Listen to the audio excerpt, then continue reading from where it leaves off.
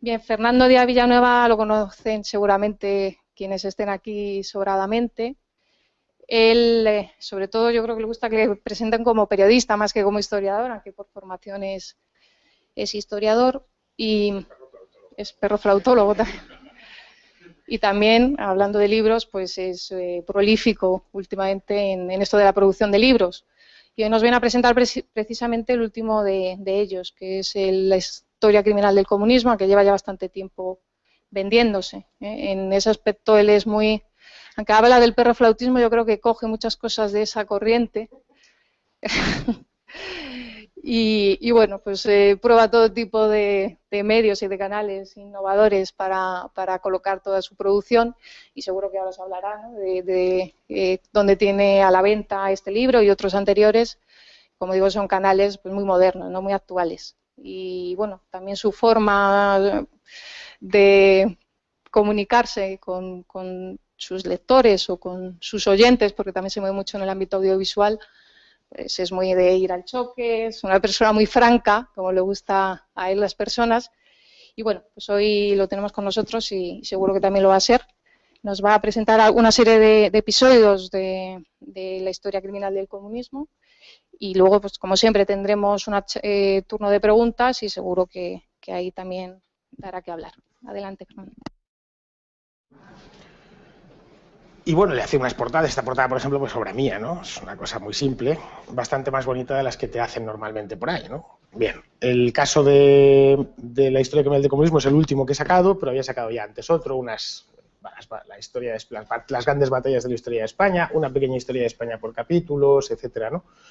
Y seguiré sacando. Tengo ya un par de ellos en capilla que saldrán, espero que antes de final de año o a principios del próximo, siempre con la misma filosofía en la que yo escribo, que es básicamente divulgativa. Yo no soy un profesor universitario, ni he querido serlo jamás.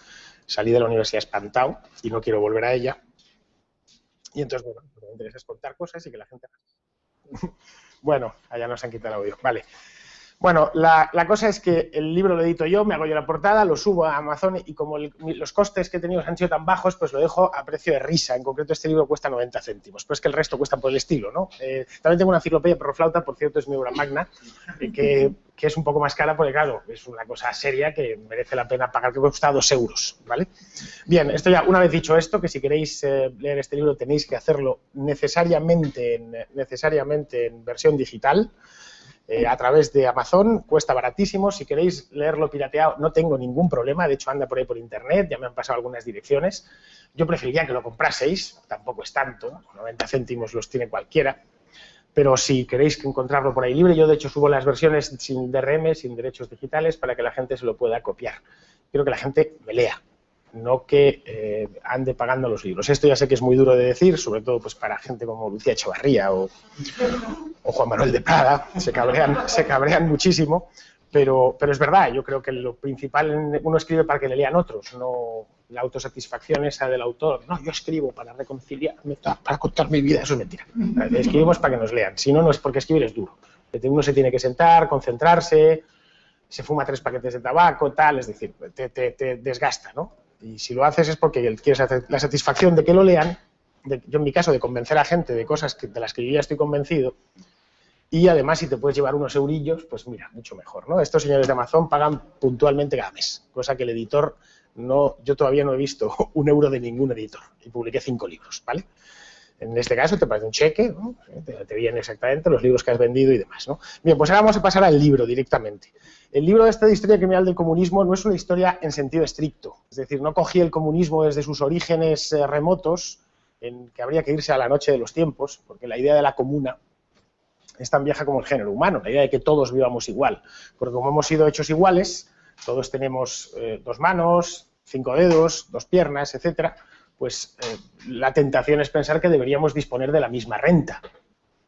La idea comunista va con la especie humana y siempre se han hecho experimentos comunales a lo largo de la historia en todas las latitudes, no solo en Europa, sino en todas partes.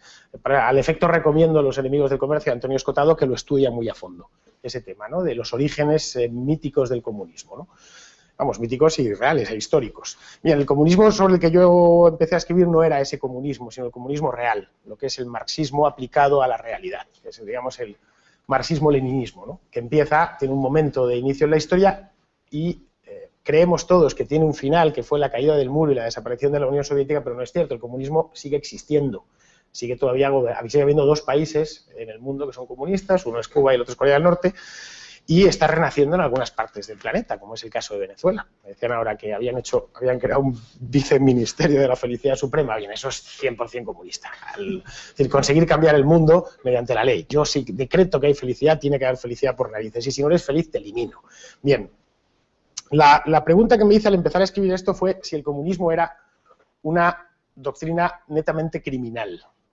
Esto nació hace ya bastantes años, a raíz de no sé si conocéis la revista La Ilustración Liberal. Bien, pues en el año 99, que ya ha llovido, hubo un pequeño rifirrafe, porque en esa revista publicaron un artículo sobre los hijos de Dios, que era una secta religiosa, de radicales religiosos, que había decidido la Generalidad de Cataluña quitarles a los niños, ¿vale? Porque los andaban, pues los tenían, era una especie de comuna. Había decidido arrogarse el poder de ser los padres de los niños y retirárselos. Bien, los padres se quejaron y fueron a la Generalidad diciendo, oiga, que son mis hijos y yo les educo como quiero. Entonces tuvieron que recular y creo que fue el Tribunal Supremo el que obligó a la Generalidad a devolver a los niños a sus padres y se abrió un pequeño debate en aquel momento. Empezó esto en la Ilustración Liberal con este artículo y este artículo dijo, muy bien, efectivamente no creo que sea el mejor lugar del mundo para criarse que en una secta religiosa, pero es que tus hijos son tus hijos. No te los puede quitar nadie, menos que nadie el Estado, a no ser que puedas demostrar que el padre esté infligiendo un daño físico o psicológico real sobre el niño, ¿no?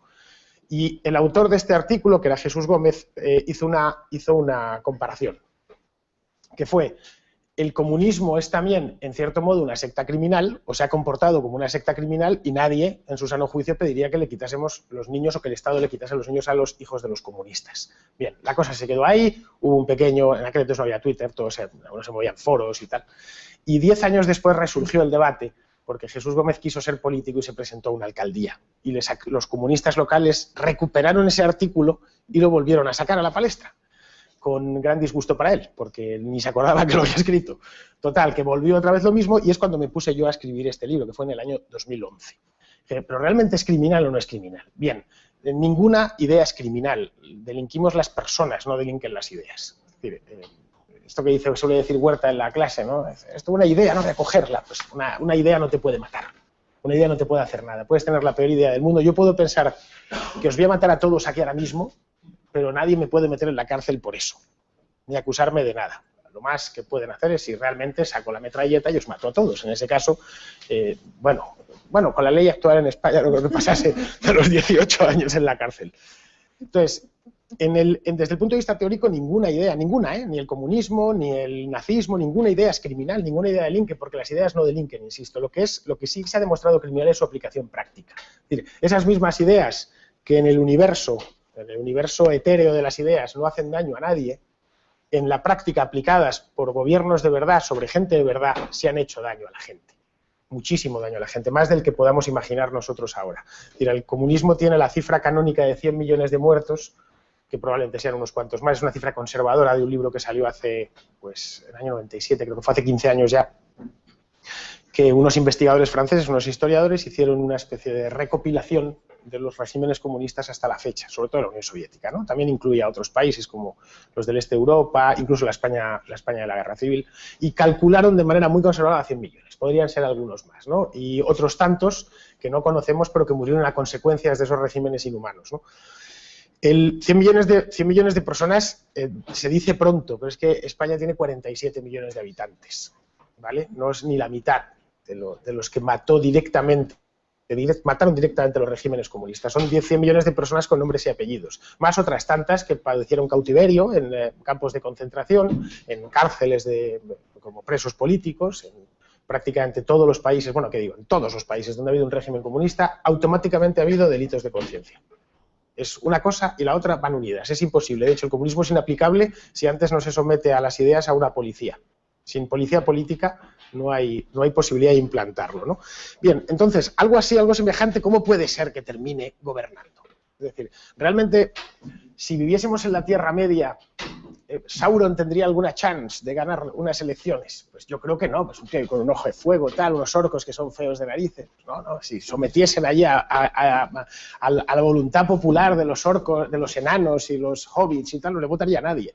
Mira, el comunismo es lo más parecido a Mordor, si lo pensamos. Lo único que genera es miseria, dolor, desesperanza, pobreza. ¿Te apañas o con la silla?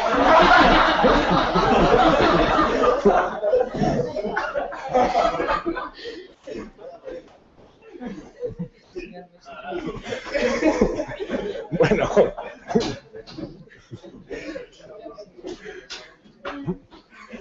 Entonces, que se ha quedado, todavía estoy hiperventilando con la silla.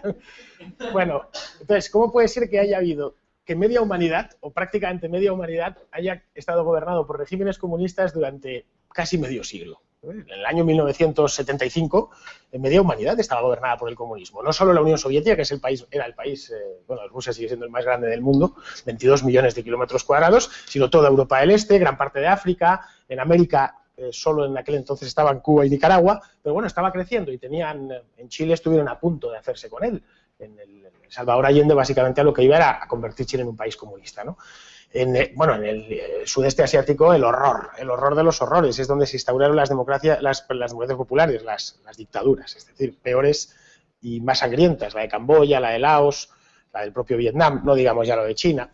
Entonces, ¿cómo es posible que llegasen a subyugar, porque ahora son nada, 2 paisitos remotos, pero cómo llegasen a subyugar a tanta gente durante tanto tiempo? Mira, el comunismo, como parte de una idea aparentemente noble, que es esa que os he comentado, esa idea que la tenemos dentro, es la de que tenemos que ser iguales, y la aspiración a la equidad, que consideramos como algo armónico, el ser igual, y lo consideramos una virtud, ser igual al de al lado, o que seamos todos iguales o muy parecidos. Y no es una mala idea, es decir, a nadie le gustan las diferencias, a nadie le gusta ver un millonario en una limusina y al lado un pobre hambriento.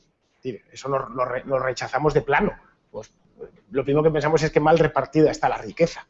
Bien, sobre esa dicotomía que es falsa, por supuesto, la de la chistera, el puro y el tío gordo encima de un esquelético, el comunismo ha construido parte de su propaganda, que en eso han sido siempre consumados maestros. Bien, a ser comunista se puede llegar de 3 maneras. Al comunismo se puede llegar nada más de 3 maneras. La primera es por la fuerza, que es la más habitual. Es decir, mira, unos tíos, ¿no? Es lo de la Revolución Rusa, ¿no? Se autolegitiman, generalmente una minoría, el partido bolchevique en la Duma era el 5%, eran nada. Es como si hoy, pues, ¿qué te digo yo? ¿Qué os digo yo? UPyD decide montar la revolución, toman el Palacio Real, tal, no sé qué, y mañana pues nos montan un régimen, bueno, digo, no, UPyD no lo va a hacer nunca, pero un partido con ese tamaño, un partido realmente pequeño. La siguiente es que te lo imponen. Prácticamente toda Europa del Este vino por imposición externa. Los polacos no querían un régimen comunista, los checos tampoco, ni los rumanos, ni los búlgaros, nadie. Se lo impusieron, el Ejército Rojo fue como una pisonadora. En el sudeste asiático fueron los chinos. En cambio, China sí hizo su revolución previa a una guerra civil, como en el caso de Cuba. En Cuba no se impuso desde fuera, todo lo contrario, fue mediante la fuerza. Bueno, 3 años de guerra, pues la guerrilla famosa de Sierra Maestra y demás. Y la última es por las urnas. Por las urnas también se puede llegar al comunismo. No es muy habitual, pero sí se ha llegado. El caso de Venezuela es clarísimo. Los Chávez y ahora Maduro gobiernan de manera legítima. Los venezolanos les han votado. Nos guste o no nos guste, es así. Salvador Allende llegó al poder por las urnas. El Frente Popular en España ganó en el año 1936 limpiamente. No tuvieron que fusilar a nadie, los fusilamientos vinieron después. Pero de entrada, en febrero del 36, el Frente Popular ganó limpiamente las elecciones. Bien, entonces, a partir de aquí, una vez han conseguido el poder, siempre por una de estas 3 vías, la normal es siempre la violenta. El comunismo y violencia van íntimamente unidos. Y parte del marxismo, de la idea marxista de que la violencia es la partera de la historia, de que nada se puede alumbrar si no es violentamente. Lo vemos, por ejemplo, en las manifestaciones. Las manifestaciones, porque siempre o casi siempre, manifestaciones, quiero decir, de socialistas, manifestaciones de gente decente, no. De socialistas de derechas y de izquierdas.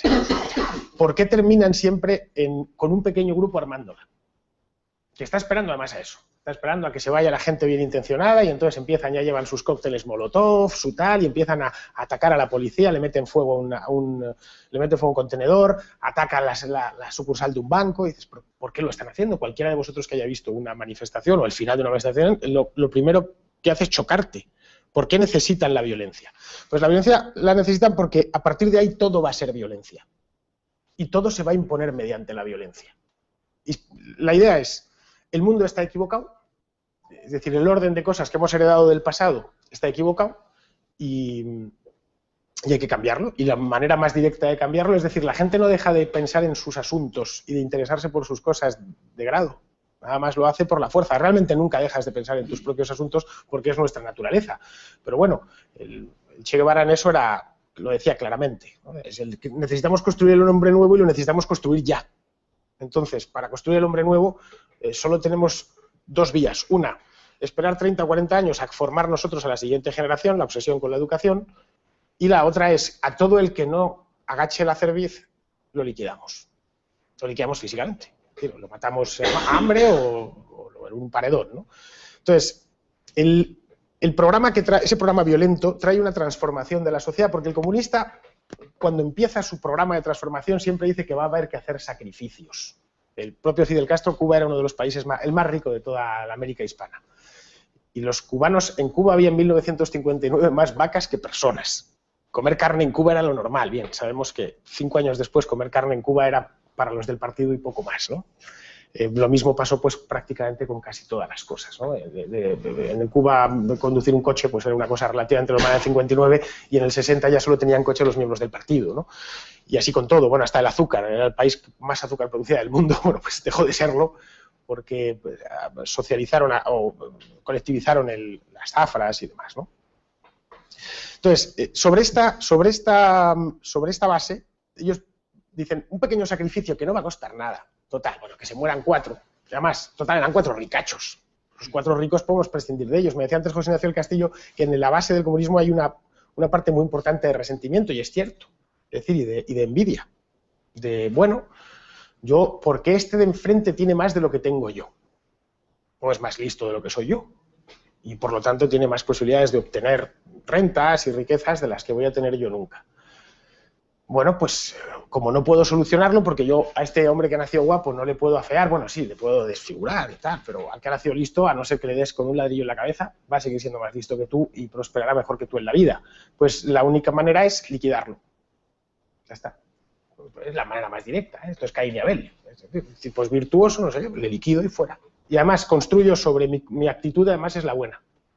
Porque ese es el que estaba impidiendo que el resto de ese virtuoso es el que estaba impidiendo que la civilización progresase y que el ser humano pues llegase a un estadio superior. O sea, esa idea del mejorar al hombre es constante en todos los regímenes comunistas. Es decir, cuando llevaban 40 años en la URSS con un gobierno comunista, todavía hablaban en los periódicos de... Es que hay resabios de la época de los zares, no quedaba nadie ya de la época de los zares, pero no hay resabios de la época de los zares que hay que ir limando poco a poco, ¿no? Si cogían a uno que no lo era, ya habían pasado medio siglo, pues decían, claro, ya no podemos echarle la culpa al pasado. Esto es que este tío trabaja para otros, y hay los agentes del imperialismo, este tipo trabaja para otros o directamente es un enfermo mental. Entonces, a los disidentes se les metían sanatorios psiquiátricos, no podían entenderlo. Pero si vivimos en el paraíso, ¿cómo puede ser que tú estés en contra de esto? Es una de dos, o eres malo o te está pagando la CIA directamente. ¿Cómo llaman a los disidentes cubanos? Los gusanos, ¿no? Al servicio de la CIA, no es un pobre hombre que vive en Miami, ¿no? Este tío está en el servicio y le están pagando. O si no es que estás loco, y a los locos pues hay que o mandarles al gulag, o para que se mueran de hambre, o matarles a trabajar, o si es una persona, pues un escritor famoso, un músico famoso, se le confina en un sanatorio a las afueras de la ciudad a que, bueno, intente rumiar el error que tiene y morirse con él, o si es joven, se le puede reeducar. En los laogai, que eran los campos de concentración chinos, eran oficialmente campos de reeducación, se definían así. Había que reeducar a gente que se había, bueno, desviado de la norma, ¿no? Bien, en este proceso de transformación del mundo no solo incluye el igualarnos en la cantidad de renta que obtenemos cada año, que esto, bueno, es la base sobre la que la propaganda comunista se instaura. No puede ser que haya ricos y pobres. Esto es una cosa, esto no es propio de una especie que se dice civilizada y demás, ¿no? No, a partir de ahí una vez ya están en el poder, tienen que subvertir todos los valores. absolutamente todos. Yo de los muchos capítulos que tiene el libro, he escogido 3 de ellos en los que se trataron los respectivos regímenes comunistas de cambiar el mundo, pero en cada uno de ellos una cosa relativa al mundo. El primero de ellos es sobre cómo la familia al uso, lo que ellos llaman familia burguesa, lo siguen diciendo, no hay más que leer las páginas web, hay comunistas y producto, es decir, no penséis que estoy hablando de arqueología ni nada de esto, es decir, hay comunistas y siguen en la web y los podemos ver, y yo conozco a muchos y demás, ¿no? Ellos una familia normal, es decir, un padre, una madre y 3 hijos, es una familia burguesa, y es una familia que hay que eliminar porque es el origen de todos los males que luego vienen. Entonces, en todos, sin excepción, los regímenes comunistas que han sido, se ha tratado de eliminar la familia. La familia, como cualquiera sabe, no hace falta leer a nadie, es algo espontáneo que apareció en un momento de la historia y bueno, y se ha ido desarrollando. La institución, tu regla, pues como la moneda. Si alguien ¿quién inventó la familia? No lo sabemos, no tenemos ni idea. Sabemos que está así, que funciona así y que, no sé, que a nuestra especie le ha funcionado la organización familiar. Por eso la seguimos, por eso perseveramos en ella, ¿no? Bien, pues esa familia es la que ellos mismos tratan de destruir a cualquier coste. El caso de Cuba, una vez más, que es lo que más cerca nos pilla porque los cubanos son hermanos nuestros a todos los efectos, ¿no? Cuba era un país muy parecido a España, en relaciones familiares. Hoy, como sabéis, Cuba es el país donde más divorcios hay, hijos fuera del matrimonio, donde no sé si acordáis, el Yancito, el niño este de hace unos años, su madre se llama Marilyn Lacey, claro, si es que con el mal nombre de la madre, cómo estaban, bueno, los padres, pues estaban divorciados, nos hablaban tal cual, cómo fue el Estado el que quería recuperar el niño. No era el padre, era el Estado, básicamente. Hoy el Yancito ya es un pollancón de 20 y tantos años, que es, por lo visto, un revolucionario de primera. Claro, el tío lo han metido allí en una madrasa y es probablemente de la vida, no sé si por Fidel Castro, pero sí por su hermano. Entonces, para esto escogí una historia real, que es, para esto de la familia, que es la de un ruso, de los Urales, que se llamaba Pavlik Morozov, que era un niño que, bueno, vivía en un pueblecito de los Urales, se llamaba el pueblo Gerasimovka. Probablemente no sepáis nunca nada de él porque es una aldea, literalmente. A mí me costó encontrarlo en el Google Maps. Bien, este niño, en el año 32, sucedió esto en septiembre del año 32, una mañana apareció el niño muerto en un bosque. Meteros en el ambiente, los Urales, año 32, aquello vivían pues casi como en la Edad Media, ¿no? Frío y tal, y apareció en un bosque. Y los periódicos, bueno, el Pravda obviamente dio la noticia, pues ha aparecido un niño, un Pavel Mozorov, tal, ha aparecido en el bosque. Bueno, y a partir de ahí la propaganda soviética construyó un mito, que era el de el niño que había denunciado al padre porque el padre supuestamente era antirrevolucionario y como venganza, los familiares del padre, al padre lo habían mandado, por supuesto, a Siberia, a un gulag, los familiares del padre habían asesinado al niño. Bien, sobre esto construyeron un mito tremendo. Es decir, en todas las escuelas de la Unión Soviética había la carita de Pavel Morozov puesta, era el primer revolucionario. Y se les decía a los padres, a los niños se les decía desde que eran muy pequeños que lo que tenían que hacer era escuchar en casa y oír si papá o mamá o el tío decían algo que fuese contra el gobierno. Es espantoso, pero era una cosa bastante normal. Entonces, a partir de Mozorov, todos los niños soviéticos tenían la obligación de ser los primeros espías. Y a muchos les buscaron la ruina a sus propios hijos, ¿eh? Era una cosa bastante común, no solo en Rusia, también en la Alemania del Este, en Checoslovaquia y demás, ¿no? Porque la idea era, la familia realmente, cuando tú tienes un hijo, no te pertenece. Tú simplemente te has limitado a engendrarlo. Bueno, y a traerlo al mundo y a la primera lactancia y poco más. A partir de ahí el hijo pertenece al Estado.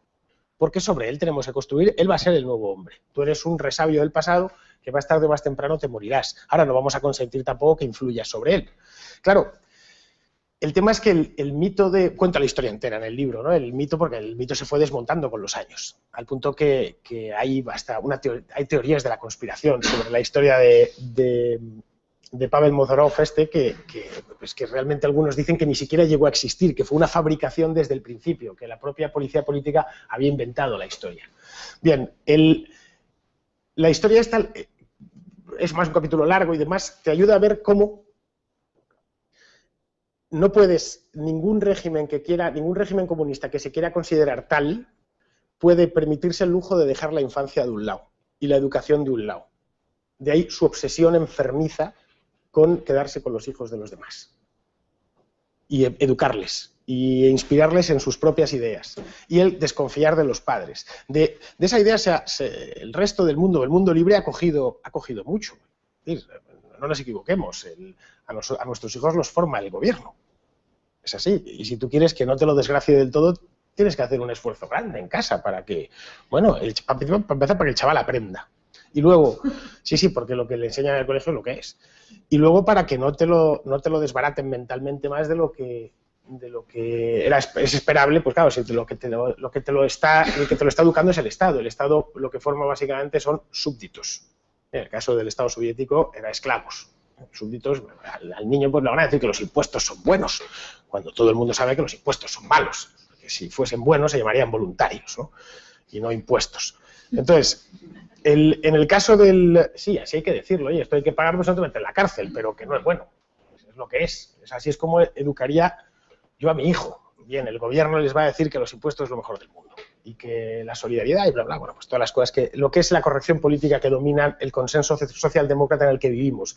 En la Unión Soviética, decirle a tu hijo que los impuestos son malos era un pasaporte directo a que la policía te diese un palizón y después te mandasen a la cárcel. Y en algún país duro, tipo Camboya, es que ni eso, te mataban sin más contemplación y fuera, ¿no? Eso es el caso de Pavel Mozorov es la rebelión contra la familia. La siguiente, otro tema que he tratado también en un capítulo largo, es el de Lysenko, que supongo que muchos lo conoceréis, Trofim Lysenko, que era un jardinero, literalmente, no es que no era ni agrónomo ni nada por el estilo, soviético de los años 30. Bien, creó lo que él denominó la biología proletaria, ¿vale? Que era que iba a poner la ciencia, literal, al servicio de la revolución. Es decir, nosotros teníamos ciencia burguesa, o el resto del mundo tenía ciencia burguesa, y los soviéticos iban a tener ciencia proletaria que era superior. Es decir, mediante unas investigaciones que iba a hacer este hombre y su equipo, Stalin le bañó literalmente en recursos. Tenía los mejores invernaderos, los más recursos que cualquier otro científico en la URSS. Y además él, de hecho, montó una checa científica. Cualquier tipo que llevase la contraria, aunque fuese con la sensatez mayor, terminaba en Siberia, o terminaba muerto, o lo detenían y le torturaban, etcétera, ¿no? Bien, este Trofim Lysenko era pues un jardinero que estaba destinado en una estación de Azerbaiyán. Azerbaiyán está a freír puñetas, está está pegado detrás de Armenia, en el Mar Negro, pegado a Irán. Es decir, es una república, de ellos los azeríes hablan algo parecido al iraní, no hablan ruso ni nada de eso. Es decir, fijaos el nivel que tenía para que le mandasen a Azerbaiyán. Bueno, pues descubrió que ciertas semillas, lo descubrió, eso lo conocían los campesinos rusos desde siempre, si se humedecían y se enfriaban, esas semillas daban una segunda cosecha extraordinaria, ¿vale? En ciertos años y ciertas partes, dependiendo un poco de la condición del suelo, etcétera. Que en lugares como Ucrania, lugares que son muy fértiles, pues venían muy bien, porque Ucrania era la panadería de la URSS, ¿no? Bueno, había sido el imperio de los zares y demás. Bien, y esto lo vendió él era miembro del Partido Comunista y lo vendió primero, supongo, en Azerbaiyán, y después esto llegó a Moscú. Y cuando Stalin, que acababa de llegar al poder, oyó esto, dijo, bueno, este es mi hombre, yo me lo tengo que traer para Moscú y bañarle en oro, porque si ha conseguido dar una segunda cosecha de trigo, pues ¿qué no hará si está ahí en Azerbaiyán y ha conseguido esto? ¿Qué no hará aquí, no? Se lo trajo a Moscú y le dio todos los recursos posibles, y entonces empezó a inventar. Y él dijo que iba a conseguir, convertir un guisante en una calabaza. Es decir, él decía que la genética era mentira, que la genética la llamaba la criada de Goebbels, ya que eso de la genética era un invento, burgués no, Goebbels no era muy burgués, que Goebbels era tan socialista como él. Pero bueno, como estaban entonces estaba la Alemania nazi y tal, que eran los enemigos oficiales. Bien, entonces se hizo dueño de la Academia de Ciencias de la Unión Soviética. Llegó a hacer disparates como fusionar la genética, la citología, la agronomía, toda la teoría de la evolución, etcétera, ¿no? Y a todo el que le llevaba la contraria lo pasaba a cuchillo, o mandaba que lo pasasen a cuchillo, ¿no? Se le llegó a llamar lysenkoísmo, a su nueva ciencia. La ciencia era disparatada, ¿no? Él llegó al extremo que cuando no le interesaba algo lo prohibía por ley. O sea, había, por ejemplo, un caso, Nikolai Vavilov, que era un el mejor biólogo de Rusia, era un tío que era comunista, era del partido, ¿no? Es una persona, pero claro, era biólogo. Pues a este llegó a llamarle, le acusó de espía británico y de saboteador, y a Vavilov le cortaron el cuello, claro. Es decir, con el poder absoluto que le venía del Kremlin, estuvo haciendo y deshaciendo en los laboratorios soviéticos durante 30 años. Hasta la muerte de Stalin, básicamente, que era el que le mantenía. Claro, el daño que hizo a la... Bueno, uno de sus grandes proyectos fue intentar convertir el trigo en maíz. No lo consiguió nunca. Jamás. De hecho, él como tenía tantos recursos, podía disponer de la mano de obra que quisiese. Claro, lo que los agrónomos de cualquier otra parte del mundo no tenían. Él decía, necesito 200.000 agricultores en mitad de la estepa para que vamos allá a hacer unas pruebas. Y tenía 200.000 agricultores en mitad de la estepa. Luego los agricultores, pues Dios sabe, se morirían de hambre o lo que fuese, ¿no? Del lisenkoísmo, no directamente a causa suya, porque ya había caído en desgracia, vino una campaña disparatada que fue se llamó la campaña de las tierras vírgenes, y era que esto fue Khrushchev, que fue el heredero de Stalin. Él decía que había un problema en el centro de Asia, el centro de la URSS, que es hoy Kazajstán, Uzbekistán y demás, y es que estaba desaprovechado. O sea, no puede ser que allí tengamos un par de ríos y que haya el mar de Aral y demás, pero alrededor pues sean estepas. Esto no puede ser, ¿no? Y además que los americanos produzcan más algodón que nosotros cuando nosotros podríamos producirlo allí. Entonces, su plan era convertir Uzbekistán básicamente en algo parecido al sur de Estados Unidos. Para eso tuvo que desecar un mar, que fue el mar de Aral, y allí no había población, pero era una estepa. Entonces la trajo a los de la Komsomol, que eran las juventudes comunistas, la trajo de las ciudades de Rusia, ¿no? de San Petersburgo, de Leningrado, de Kiev y demás, de las ciudades europeas. En trenes que iban los chavales con 19, 20 años, claro, lo que se encontraban allí pues era un desierto. Desecaron un río para irrigar un desierto, pero seguía siendo un desierto. Es decir, no tenía las condiciones, el centro de Asia. El centro de Asia es seco, pero extremadamente frío. No es como el sur de América, que es muy húmedo y muy cálido todo el año. Claro, fue un desastre absoluto. Eso enlazaba perfectamente con las... Y daba igual, lo importante era al mar de Aral, ya que está seco. Por cierto, solo se ha salvado un trocito, pero ya cuando se destruyó la URSS, porque el gobierno de Kazajstán decidió represar un trocito, el resto está totalmente seco. Decidieron que era un error de la naturaleza el mar de Aral.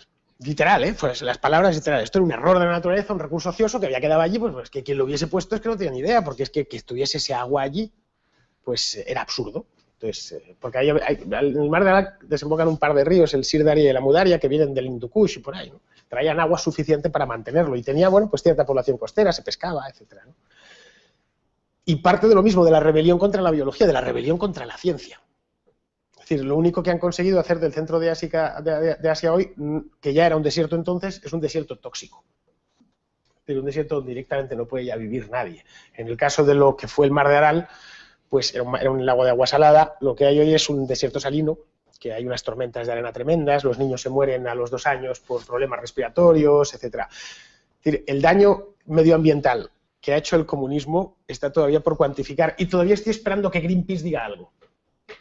Porque a estos se les pasaba algo en Estados Unidos y se morían, pero nunca jamás. El Greenpeace nació para ir contra la caza de ballenas por parte de japoneses y noruegos. Bien, en aquel entonces ya estaba desecándose el mar de Aral. Y nunca dijeron ni mu, y siguen sin decirlo. Es decir, las organizaciones ecologistas, que en Occidente casi siempre han sido pantallas de todo esto, de este tipo de desastres. Los desastres de medioambientales no solo se limitan al centro de Asia, en Siberia se hicieron auténticas barbaridades. Uno de los capítulos trata la ciudad de Magnitogorsk, que era un pueblito que tenía la peculiaridad geológica de que había una montaña de hierro, y acabaron con ella totalmente. Lo llamarán Magnitogorsk porque era la ciudad magnética, ¿no? Y construyeron a su alrededor una ciudad horrorosa, el infierno, pues ya sabéis, ¿no? Los edificios esos de 15 plantas que se hacían una a la semana, los rusos las llamaban Khrushchevkas, porque las había hecho casi todas Khrushchev. En tiempos de Stalin mató a Manta, se cargó a 20 millones de personas, pero apenas hizo casas. Los rusos vivían apiñados hasta los años 60, cuando Khrushchev decidió empezar a hacer las ciudades soviéticas que hoy conocemos. Es decir, esas que son horrendas, ¿no? Bueno, cuando uno va a entrar en Praga o en Berlín Este o en el mismo Moscú, ¿no? Entonces, estas ciudades de Siberia se llenaron de Khrushchevkas, de barrios enteros, ciudades enteras, en las que no había nada más que, pues una industria que habían llevado allí, en este caso minas, sin ningún tipo de... Bueno, en Magnitogorsk se llevó a prohibir la entrada a los occidentales. Ya está, porque claro, a veces llegaban fotos o testimonios a los medios de Estados Unidos o de Inglaterra, ¿no? Y ya dijeron, bueno, aquí está prohibido, esto es una zona libre de occidentales. En la Unión Soviética había unas cuantas, es decir, nadie podía contarlo. Bien, y esto me enlazo con la obsesión de cambiar el mundo enfrentándose a instituciones como la familia. No digo ya la institución de la moneda porque el rublo se lo cargaron desde el día 1, minuto 1. Es decir, eso de tener que estar atados a un patrón o que tener la mínima disciplina monetaria o económica es directamente, bueno, eso se lo cargan ya los que los gobiernan, pues imaginaos los comunistas, ¿no? El rublo nunca valió nada, nadie lo quería. En la Unión Soviética o los países del este había dos mercados monetarios, uno formado por moneda fuerte occidental, las tiendas, bueno, en Cuba todavía se llaman diplotiendas, las tiendas diplomáticas se tenía que pagar en dólares y luego el resto de la gente pues andaba por ahí con papel pintado que era con el que le pagaban el sueldo, ¿no? Bien, pues esta obsesión por cambiarlo todo en Rumanía, que fue un país en el que el comunismo se cebó bastante, porque tuvieron a un hijo puta, pero integral, se llamaba Nicolae Ceausescu, hicieron un experimento único, que una cosa igual no se hizo ni en China, que fue cepillarse el centro histórico de una ciudad, demolerlo, dejarlo a ras de tierra y elevar sobre él una ciudad nueva. Estamos hablando de Bucarest, no estoy hablando de una ciudad, pues eso, de Magnitogorsk, ¿no? Una ciudad histórica, medieval, que tenía un montón de iglesias bizantinas, una historia pues que se remontaba, la historia de Bucarest, pues al año 1000 probablemente, pues como casi todas las ciudades europeas, ¿no? Entonces, Ceausescu, a principios de los 70 fue una década horrorosa, ¿eh? Yo nací en ella, pero la peor década con diferencia. Fue la década más servil del siglo XX. Ceausescu viajó en el año 71 a China. Mao todavía vivía, más la China enloquecida después de la Revolución Cultural. Y de allí saltó a Corea del Norte y se entrevistó con Kim Il-sung, el abuelo del que está ahora, y se quedó alucinado.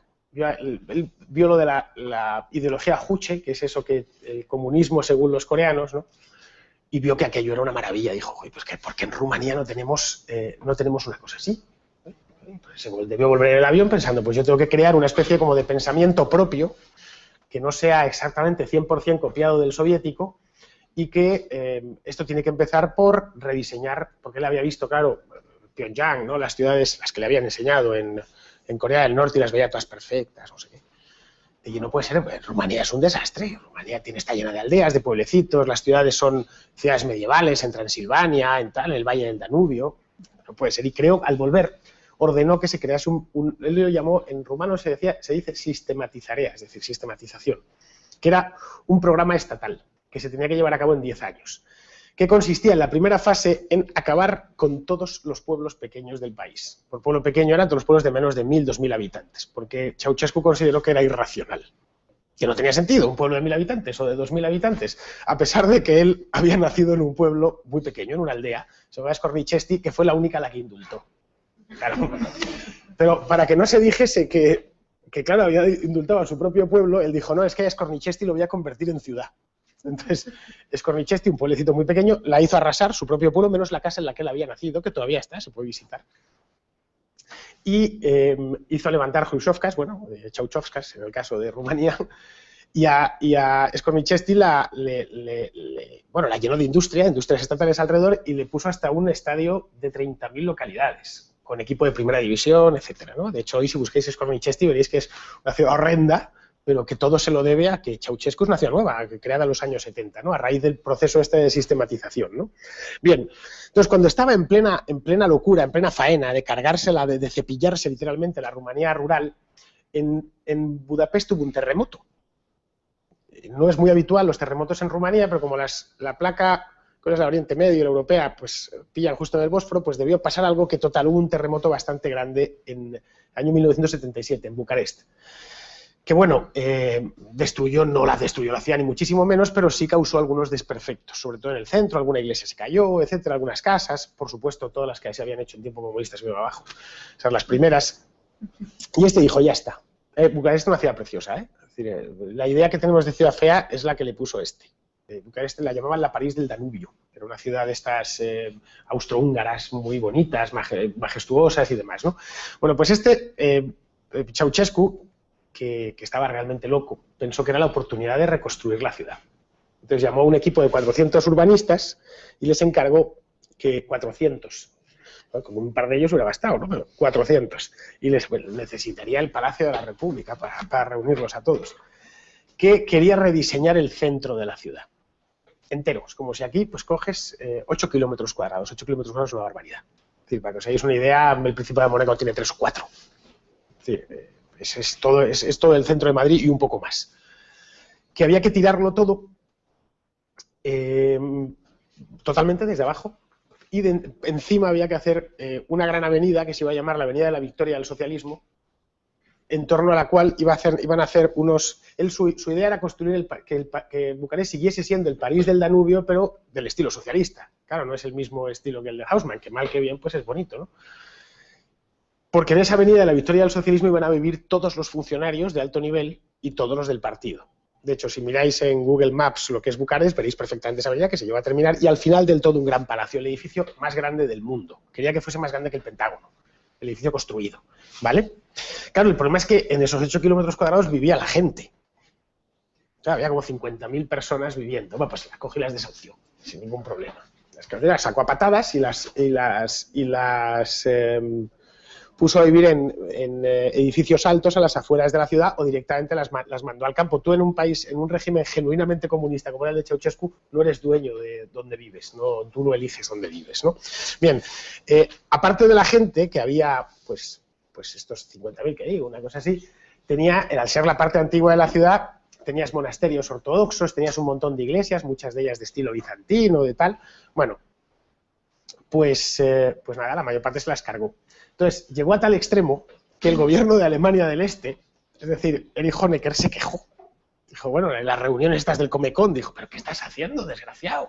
Que te estás cargando la ciudad y esto, claro, nos da más... No porque le preocupase Bucarest, que les daba igual, sino porque esto les creaba mala imagen dentro del grupo, del resto del mundo. Claro, decían, ¿qué van a decir de nosotros? Claro, que nos estamos cargando una ciudad medieval y luego la gente... Pues claro, ¿esto cómo lo van a defender los partidos comunistas de Occidente? A los que siempre se les está señalando con el dedo, que si los gulags, que si las colas y demás, ¿no? Entonces dijo, muy bien, ya está. Y convirtió eso en propaganda. Salvó 3 o 4 iglesias, ¿vale? Con unos, bueno, piedra, tampoco era nada del otro mundo, y lo vendió como sistemas de ingeniería rumanos que nada más eran posibles en el comunismo. Hay fotos, esto se pueden encontrar por internet, todas las que se veía, pues hay unos obreros con unas grúas levantando una iglesia, vamos, cosas... La arquitectura de los años 70 estaba perfectamente desarrollada para levantar una iglesia, ¿no? Y esto lo vendían como, fijaos si estamos por la cultura, que estamos salvando esta iglesia, claro, salvándola de tu propia barbarie. Entonces, esas iglesias, claro, es lo único que queda en el centro de Bucarest, esas que se salvaron, pero solo porque hubo quejas formales, si no se las hubiera cargado todas. Le dio tiempo a terminar prácticamente todo e incluso a construir el Palacio de la República. El gran palacio este que estaba pensado, de hecho, es el edificio más grande de Bucarest, creo que es el segundo del mundo ahora. Y poco después, esto creo que terminó en 86 o 87, y en 89 afortunadamente le metieron 4 tiros a él y a su mujer, ¿no? Habréis visto la escena está en YouTube, ¿no? Que los agarraron unos soldados y se los llevaron a una casa a las afueras de Bucarest y los hicieron a Ceausescu y a Elena Ceausescu, que era casi peor en la mujer que el marido, les hicieron un juicio sumario y los ejecutaron allí mismo, ¿no? Bien, los rumanos, claro, contemplaron atónitos aquello y a esto lo llamaron Ceaushima. O sea, como si hubiera caído una bomba en el centro de la ciudad y habían levantado una ciudad socialista encima. Bien, el caso de Ceaushima era, no ya es que haya que cambiar el hombre, ni que haya que cambiar la ciencia, porque no nos sirve. No, es que hay que cambiar hasta el propio medio en el que es decir, la ciudad lo que vivimos, los pueblos, hay que acabar con el pasado. Es una rebelión contra la historia, contra nosotros mismos, contra la historia. Es decir, la iglesia hay que quitarla en medio, es por eso. En Berlín, por ejemplo, tiraron el antiguo Palacio Real de los Hohenzollern para levantar el Palais de Republik, que lo han tirado otra vez, por cierto, que era una defesio, una cosa para petarse un tiro, vamos. Una cosa de cristal, parecía como estos edificios de oficinas de los años 70, horrorosos, de cristal dorado. Por eso era el Palais de Republik, que lo han tirado por aluminosis, no porque le tuvieran ninguna manía, ¿no? En este palacio de Berlín, que estaba donde había estado el Palacio Real, a Honecker no se le ocurrió mejor idea que hacer una sala de bombillas. Hay fotos, un montón. Además, las fotos de Antigua RDA están todas liberadas en Internet porque el gobierno alemán decidió darle una licencia Creative Commons de esta. Y creó una sala de bombillas que era el recibidor. alemanes, pagaban a las excursiones de alemanes de toda la RDA para que llegasen allí y mirasen las bombillas. Imaginaos cómo debían de estar a oscuras en casa, para que cuando llegaban a una sala que estaba llena de bombillas, miraban todos alucinados y se quedaban diciendo, bueno, esto es el socialismo, ¿no? Un sitio donde hay 500 bombillas y, no sé, nos vemos y tal, ¿no?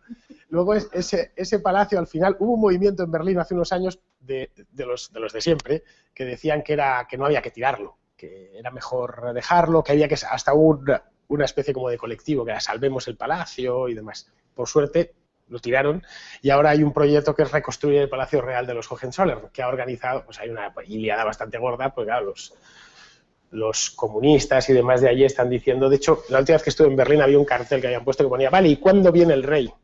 Y muchos alemanes decían, esperemos que pronto. porque los alemanes siempre son la única república inducida. Es decir, no existe país más monárquico que Alemania, pero son más monárquicos que nosotros.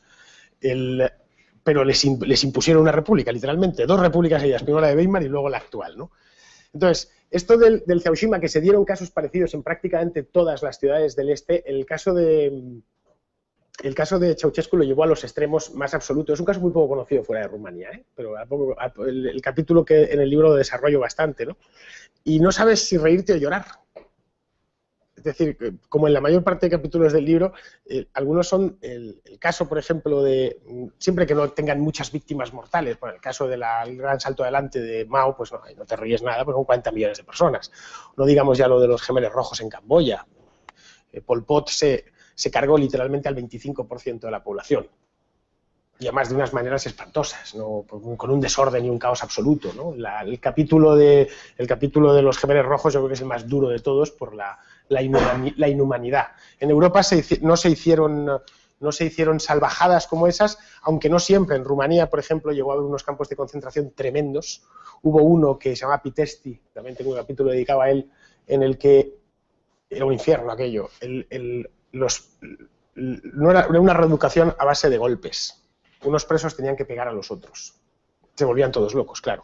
El caso de Pitești hasta fueron los propios comunistas los que acabaron con ello, porque les salían verdaderos monstruos, gente loca, que ya se mataba entre ellos, incluso cuando salía a la calle, ¿no? En Bulgaria también hubo campos de concentración duros.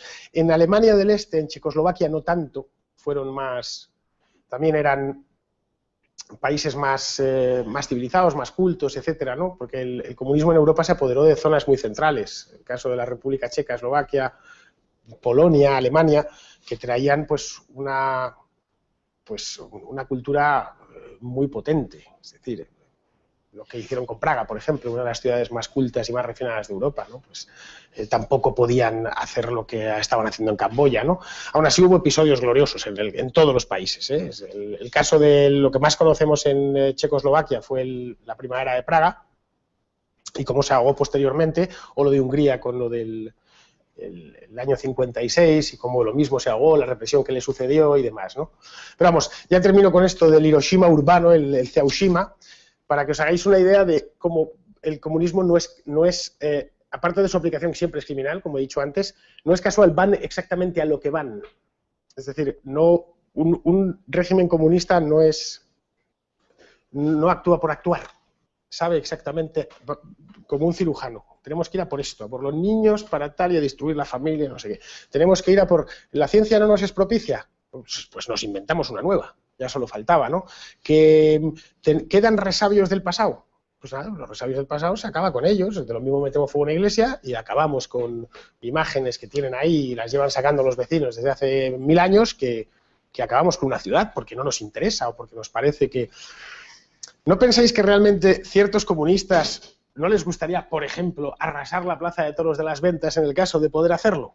Pues que estoy 100% convencido que lo harían sin ningún problema. De hecho, las iglesias, que es donde se la tienen tomada en España especialmente, hace no mucho han puesto una bomba en la Almudena y en el Pilar otra y tal, pero un petardo, ¿no? Un petardo por 4 matados, pero si esos 4 matados tuviesen poder, probablemente lo arrasaban. Decían, ¿qué es eso de que el Pilar de Zaragoza, vamos aquí a borrar esto, hagamos aquí un tal, porque hay que borrar el pasado? Entonces, bueno, ya con esto termino y estoy dispuesto a lo que me preguntéis. Has hablado de que el comunismo lo que inicia su su proceso es con la educación, con los niños. Y eso, comparado con los nacionalistas y con las lenguas regionales, ¿cómo lo ves? Bueno, ¿necesito el micrófono? No, para el público.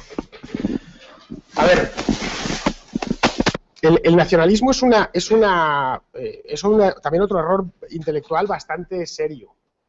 Es distinto al comunismo, pero es un tipo de colectivismo muy nocivo. Yo creo que es más dañino todavía que el comunismo. Es decir, de hecho, si la Alemania nazi fue tan tremendamente, explotó tan rápido y cometió tantos crímenes en tan poco tiempo, fue porque mezclaba ambas cosas. Mezclaba nacionalismo y socialismo. Un nacionalismo muy, muy acusado, el de los alemanes de la época, ¿no? Racista, etcétera, y eso sumado al socialismo. No un socialismo a la soviética exactamente, pero bueno, un sistema básicamente socialista, de una preponderancia estatal absoluta y demás, ¿no? Y claro, sí, pues en esto es lo mismo, claro. Los nacionalistas tratan sobre todo los nacionalistas que tienen que inventarse un país. Eso es más todavía. Los que ya lo tienen, pues no. ¿Lo dices por los catalanes o algo así? No, por la inversión lingüística. Que, al fin y al cabo, es una intoxicación, una indoctrinación. Es que sería cambiar radicalmente de debate, ¿vale? Sería hablar de otra cosa. Yo personalmente esto de la inversión lingüística tan mala me parece en un idioma como en otro. Es decir, yo creo que deben ser los padres los que elijan en qué lengua se quiere educar su hijo, ¿vale? A mí los que dicen es que hay una inversión lingüística en catalán y hay que invertir eso. ¿Para qué? Para hacer una inversión lingüística en castellano y que entonces tengas a otra parte de la población en desacuerdo. Es tan fácil como la idea... No sé, yo creo que es la idea de cualquier liberal, es arrebatar al Estado esas competencias, no tiene por qué tenerlas. El mercado se basta y se sobra, y por supuesto la familia, ¿no? A nadie le interesa más que a mí que mis hijos estén bien educados y que prosperen en la vida, creo yo, vamos. Por supuesto mucho más que a un funcionario. Entonces, eso de la inmersión, pues sí, está mal, pero es que está mal la educación estatal en general, y no solo la inversión. Bueno, aparte del reproche de que no metías el capítulo en su día que tenías que meter, el del monumento a Stalin, esto es divertidísimo, esto es en Praga. Hice una esta sobre las Stalin, hice un artículo sobre un capítulo solo de la cantidad de Stalingrados que había por todo el mundo. Esto era en Praga, construyen el mayor monumento a Stalin del mundo, por supuesto se cargan al que lo creó, al que lo diseñó y tal, porque claro, es una obra del pueblo comunista checoslovaco, no es una obra de un hombre. Y después, claro, tiene la mala suerte que después de hacerlo, levantarlo en la ciudad y tal, se muere Stalin. Y claro, dice, joder, ¿qué hacemos con esto? Y tienen que hacer toda una historia para volarlo sin cargarse la ciudad, porque para quitarlo ponían en riesgo toda la ciudad para poder volarlo del tamaño que tenía. Pero bueno, al margen de esto, que el próximo estudialo y cuéntalo y tal, el próximo capítulo del libro, que está muy bien, yo lo he leído y es excelente. Tú dices, cuando hablas del modo de llegar, yo creo que hay un elemento fundamental en el comunismo, que es la mentira. O sea, tú decías, mete urnas, Allende. Pero Allende no llegó como comunista. Allende, la propaganda es mentira. Allende no llegó como comunista. Se apoyó en los comunistas, traicionó a todos. Claro, justo por las armas. Castro, de hecho, el Partido Comunista se llamaba comunista y él negaba que fuera comunista. Entonces, al final, la mentira también es un elemento fundamental. Y también yo creo una diferencia el fascismo, el nazismo, el fascismo, no se les puede acusar de mentir. Son ideologías que dicen las burradas que tienen previstas. Hitler lo decía bien claro que quería. Quiero expandir el Reich, el espacio vital, cargarme los judíos, en fin. Pero el comunismo siempre vende, oye, utiliza libertad, utiliza palabras. En fin, creo que es el uso de la mentira, creo que sería interesante que hablas un poco sobre ello, como es una herramienta fundamental del comunismo. De las columnas vertebrales. Es decir, básicamente todo es mentira. Todo lo que te viene, es más, no es que tenga ya 100 millones de muertos a sus espaldas, es que el comunismo es sinónimo de miseria. No ha habido un solo país comunista próspero. No hay más, y no hay que darle más vueltas. Y eso que llegaron a atrapar países realmente con tradiciones industriales, con los que he dicho antes del centro de Europa. Es decir, convertir a la República Checa, a Bohemia, en un lugar pobre, hay que hacerlo realmente mal. No es que dices, no, es que, a ver, Angola, no. Estoy hablando de países que ya eran muy ricos antes de ser comunistas. El caso de Alemania, ¿no? La parte de Alemania que les quedó, que no era para nada pobre, aunque ellos dijeron que nos tocó la peor parte de Alemania, de eso nada. Leipzig, Dresde, el propio Berlín, no era nada pobre, ahora es más pobre que la del oeste. Pero claro, después de 40 años de comunismo. A ver, lo de la mentira es fundamental. Nadie te puede decir, no, es que te voy a robar. No, es otro, porque entonces no le votas o no le apoyas. Si Fidel Castro hubiera, desde Sierra Maestra, cuando él hablaba con la prensa americana y demás, y se estaba desmarcando del comunismo y se lo preguntaban una y otra vez, no, yo no soy comunista, no, para nada. Tal. Porque sabía que si lo decía Hugo Chávez, hay una entrevista, anda por YouTube, de las elecciones de 1998, en la que le ves vestido de traje con los cuellos blancos, tal, perfecto, no, yo estoy a favor de los empresarios y yo lo que quiero es tal, de un moderado que lo comparas con el Chávez, no de 10 años después, sino de 3 años más tarde, y eran dos personas distintas. Pero oiga, ¿para usted Cuba es una dictadura o no es una dictadura? Y Chávez dice que es una dictadura, sí. Claro, el engaño es fundamental. Es que si no engañas, no... Creo que en esto además se dice mucho, lo de la mentira es un arma revolucionaria. ¿Vale? Es que es un arma revolucionaria. Si no metes la trola, pues, es que la gente no te va a comprar un paquete de medidas semejantes. No te va a decir, mira, me vas a dar tu casa, vas a trabajar para mí, ¿vale? En lo que yo te diga. Vas a cobrar lo que yo te diga en la moneda que yo te quiera pagar. No vas a poder abandonar el país. Ni tú, ni tus hijos, ni tus nietos, ni ninguno. Probablemente te toque estudiar lo que yo te diga en función de tus capacidades. Es decir, si naces fuerte y tal, serás atleta y tal... Y si eres listo, pues se te dan bien las matemáticas, te mandaremos a trabajar a la agencia espacial y si no, porque ¿quién va a querer eso? Si te lo dicen así abiertamente. ¿Quién lo va a querer? ¿Quién votaría por ello? ¿Quién apoyaría una revolución de esas características? Es lógico, la mentira es que si no, no hay otra. Ningún comunista puede ir con la verdad por delante. Habéis hablado de monumentos en países muy lejanos para los comunistas, pero en Galicia hay un ayuntamiento que tiene un monumento a Che Guevara. ¿Qué te parece? Sí, en la Ganesa hay uno aquí en Madrid, un busto y tal. Bueno, tú mismo has dicho que hay muchos comunistas en las redes sociales, en Internet, y en Twitter, por ejemplo, muchas veces se debate con ellos, aunque no sirve para nada, pero bueno. Y entonces, a veces te intentan legitimar el inicio de la Revolución Cubana porque Cuba está bajo dictadura de Batista. Sí. Y he visto las imágenes del Padrino 2, como que los mafiosos aprovechan de Cuba, etcétera, etcétera. ¿Tú qué le responderías si te dicen eso? Yo les respondería con datos. Es decir, de hecho, cuando alguna vez he debatido sobre esto de Cuba, respondo con datos. Efectivamente, el régimen de Fulgencio Batista era una dictadura, pero una dictadura que tenía ciertas ventajas con respecto a la que vino después. La primera es que te podías ir del país. Y eso parece una tontería, eso se llama votar con los pies, ¿no? Yo, si no me gusta, me voy. Bien, desde que está Castro no te puedes ir. Son para 59, es que son 54 años, que no puedes salir de la isla. A placer, a voluntad. Pues coger, me voy del país, igual que te puedes ir de España. En la Cuba de Batista te podías ir. Pero la gente no solo no se iba, sino que venía. Es decir, el saldo migratorio en la Cuba del año 1959 era positivo para Cuba. Esto lo contaba un día Carlos Alberto Montaner, que en la embajada de Italia había no sé cuántas solicitudes de entrada en el país de italianos, año 59. Italia ya se había producido el milagro italiano. Y españoles seguían emigrando allí a punta pala todavía en los años 50. Muchísimos. España era un país mucho más pobre. En Cuba, por ejemplo, fue el lugar donde primero hubo televisión en color de la América hispana, ¿no? En Cuba, bueno, siendo ya colonia española, era el lugar más rico de España. El primer ferrocarril en España fue en Cuba, no fue en España. En la España peninsular, digamos, pues la Habana-Güines, que es en 1837, creo. Y el primer ferrocarril en la España peninsular es el Barcelona-Mataró en 1848. De hecho, el que construyó el Barcelona-Mataró fue un catalán, tipo de Mataró, un industrial de allí, que él había estado presente en la inauguración de la Habana-Güines y dijo, jo, estos cubanos están la mar de desarrollados, yo me voy a llevar y esto lo voy a poner allí en Mataró, ¿no? El primer ferrocarril en Cuba fue militar. Sí, como el que la Habana-Güines, no, era azucarero, básicamente. No, el primer ferrocarril que se tendió en España fue en Cuba, pero fue con fines militares. No, el primer ferrocarril en Cuba, chin, fue la Habana-Güines, que era azucarero, era para mover azúcar. Era un ferrocarril de ingenios que además también montaba gente. La guerra de Cuba no había ni empezado en 1837. Vamos, la guerra de Cuba empieza, la guerra como tal, empieza en 1868, 30 años después. No hacían falta, si apenas había militares en Cuba. La muy leal isla de Cuba, ¿no? No era necesario. En 1837, de hecho, estaban encantados los españoles allí. No, míralo, fue un ferrocarril azucarero que también llevaba gente. vamos, que te indicaba de la cantidad de capital disponible que había en Cuba, que era mucho mayor que el que había en la península, ¿no? El hombre este que hizo en Barcelona Mataró se las dio negras para conseguir capital, al final tuvo que traer capital francés, inglés, etcétera. Vamos, que Cuba en el siglo XX era un país, sobre todo en los años 40, 50, era un país muy rico, mucho más rico que cualquiera de los países del entorno suyo, del Caribe y de Sudamérica y demás.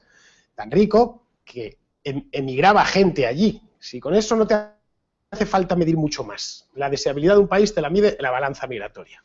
Cuando la gente se va, ¿la gente qué hace? ¿Se va o viene? Tú antes quieres saber qué tal va un país, mira cuántos emigrantes entras y cuántos salen. No hace falta que mires más ni el PIB ni leches. ¿Cuánta gente se va y cuánta gente entra? Y eso es el mejor índice de deseabilidad de un lugar. ¿Cuánta gente se va a vivir a Corea del Norte? Que yo sepa es cero. ¿Vale? Hay un montón de... Bueno, sí, he ido en Madrid, perdón, en Barcelona, he ido aquí. Que yo sepa es cero.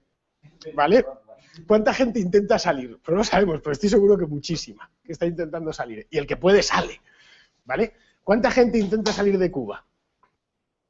Pues yo creo que miles de personas. La cantidad de gente apuntada que hay en las embajadas, en los consulados, tal, hasta que les dan el pasaporte, etcétera. ¿Cuántos quieren ir para allá? Pues yo voy quitando a Willy Toledo, es que no se me ocurre ninguno más, que se quiera vivir allí y trabajar allí como un cubano. Carlos Tena estuvo también allí, pero se volvió. Estuvo allí unos años y no sé qué, y se volvió. Este vuelve ya, claro. Ya ha visto eso. ¿Cuánta gente quería vivir en Alemania del Este y cuánta en Alemania del Oeste? No sé si habéis visto Goodbye Lenin, esta película que es una película bastante buena, ¿no? Que le hacen a la madre que está enferma muriéndose, le hacen unos vídeos de mentira y le dicen, claro, como la mujer ha salido y ha visto coches occidentales, decide el amigo del hijo, montarle un vídeo, una pieza de informativos, que aparecen en unos BMWs y le ponen el off diciendo, no, pues ha habido una avalancha de occidentales en Berlín porque están hartos de la competencia y del no sé qué, para que la mujer, vale, claro, ahora entiendo porque yo había visto unos de Wuppertal ahí en el... Sí, o lo de la Coca-Cola y tal, ¿no? No, que ha habido un acuerdo que hemos tenido con el... Siempre es así. Y no hace yo creo que es el argumento definitivo, ¿eh? No hace falta enmierdarse más. ¿Cuánta gente quiere salir y cuánta gente entra? Punto, no hay más. En el caso de Cuba te van a venir con lo del bloqueo, no existe tal bloqueo, ¿eh? Es decir, en Cuba no está la armada yanqui allí bloqueando la cosa, no, hay un embargo que afecta solo a los Estados Unidos. Cuba puede comerciar con el resto del mundo. De hecho, comercia con España. Aquí yo he comprado tabaco cubano. Legalmente, por no hablar de que es el bloqueo, entre comillas, más ineficiente de la historia de los bloqueos, porque La Habana está inundada de dólares, yo no sé cómo, pero está lleno, aquello está, y hay productos americanos por todos los lados, pero bueno, con cualquier lado pueden comerciar, menos con Estados Unidos, eso no sirve de excusa, pero bueno, puedes coger Corea del Norte no tiene ningún bloqueo, o sea, aquello es una miseria. El caso de Venezuela actualmente, que no tienen ni papel del váter. Es decir, que la cosa está clara y los venezolanos en cuanto pueden se van del país. De hecho, aquí alguien se quiere ir a vivir a Caracas. Con trabajo, ¿eh?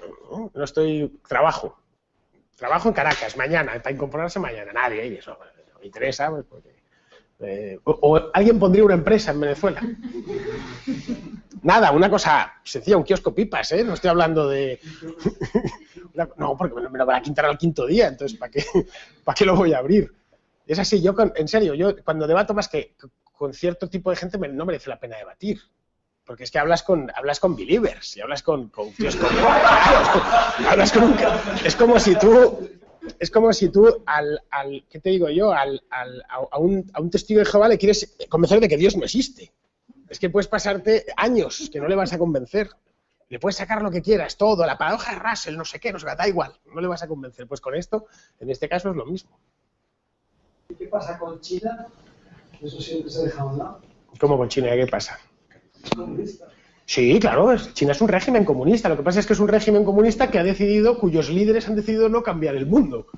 Lo intentaron ya, y además, ¿de qué manera? Pero a partir de finales de los 70 y sobre todo ya en los 90 decidieron que mientras ellos estén en el poder, el resto de la gente puede irse del país, puede emprender, montarse una fábrica, una tienda, etcétera. Un país tremendamente corrupto, por otro lado, y bastante despótico en las maneras. En China, básicamente, es que si tú no te metes en política, puedes hacer cualquier cosa.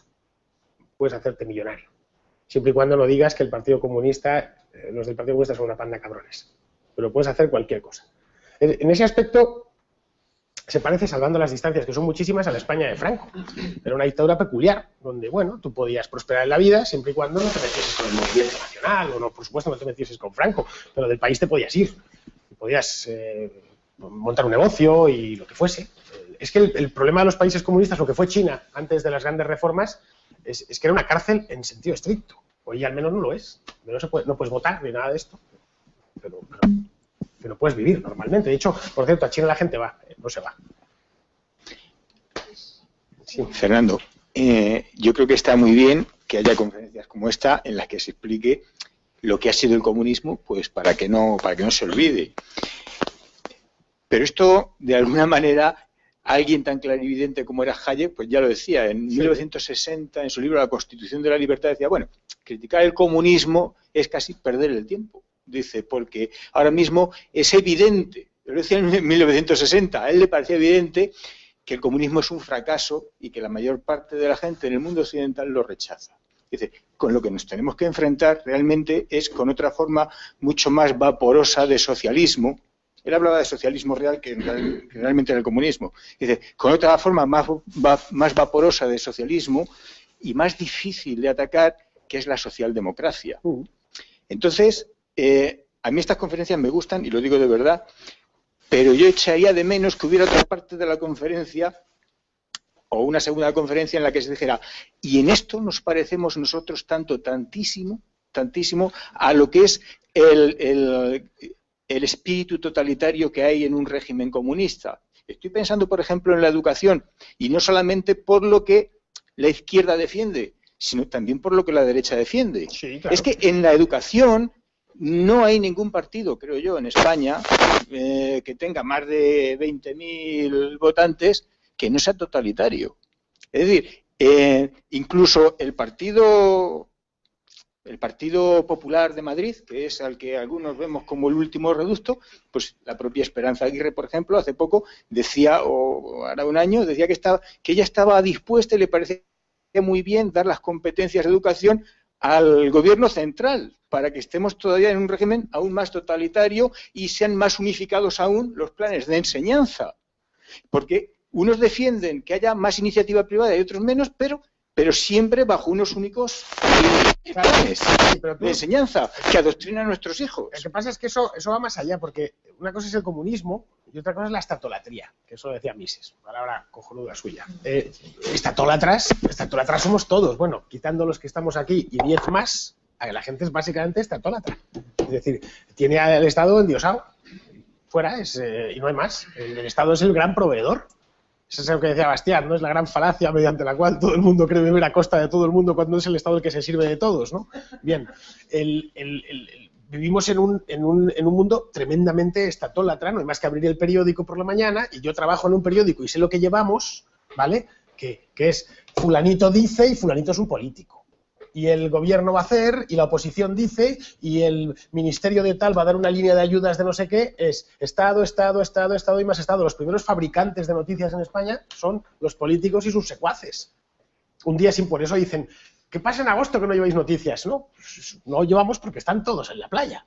Entonces, por eso pasa que van los periódicos así de finitos y las culebras de verano, te tienes que agarrar a lo que sea, porque los periodistas básicamente informan de lo que hace el Estado y los que le rodean.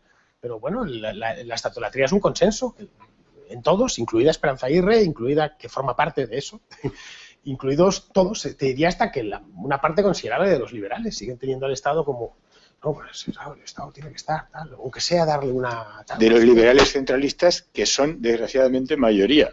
Sí, bueno, el liberalismo es diverso, aunque eso sería para otra conferencia, ¿no? Pero el liberalismo es diverso, no es, vamos, aquí... Y aparte, no tan diverso como que individual. Es decir, cada uno somos y lo somos a nuestra manera. Esto no es una secta, a diferencia de los comunistas, ¿vale? Tienen 1000 apreciaciones. Están liberales Milton Friedman como Ludwig von Mises, ¿eh? Yo no soy de los que dicen, no, este tío no es, y es un socialista, no sé qué. Y Adam Smith también fue, bueno, es uno de los padres fundadores, ¿no?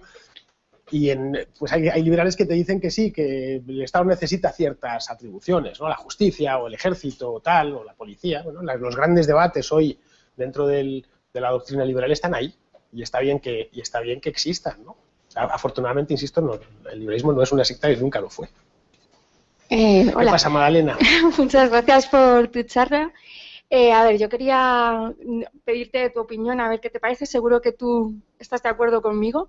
A ver, como liberal, tú no estás de acuerdo en prohibir. O sea, pueden existir multitud de partidos, ¿verdad?, con ideologías, mientras sean ideologías que no se lleven a la práctica.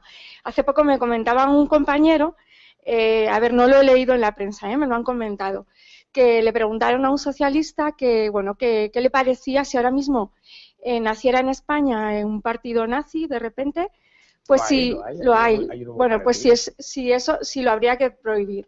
Entonces él dijo que sí, que naturalmente que sí. Y la segunda pregunta dice, bueno, ¿y qué le parece a usted prohibir el Partido Comunista? Y dijo, no, eso no.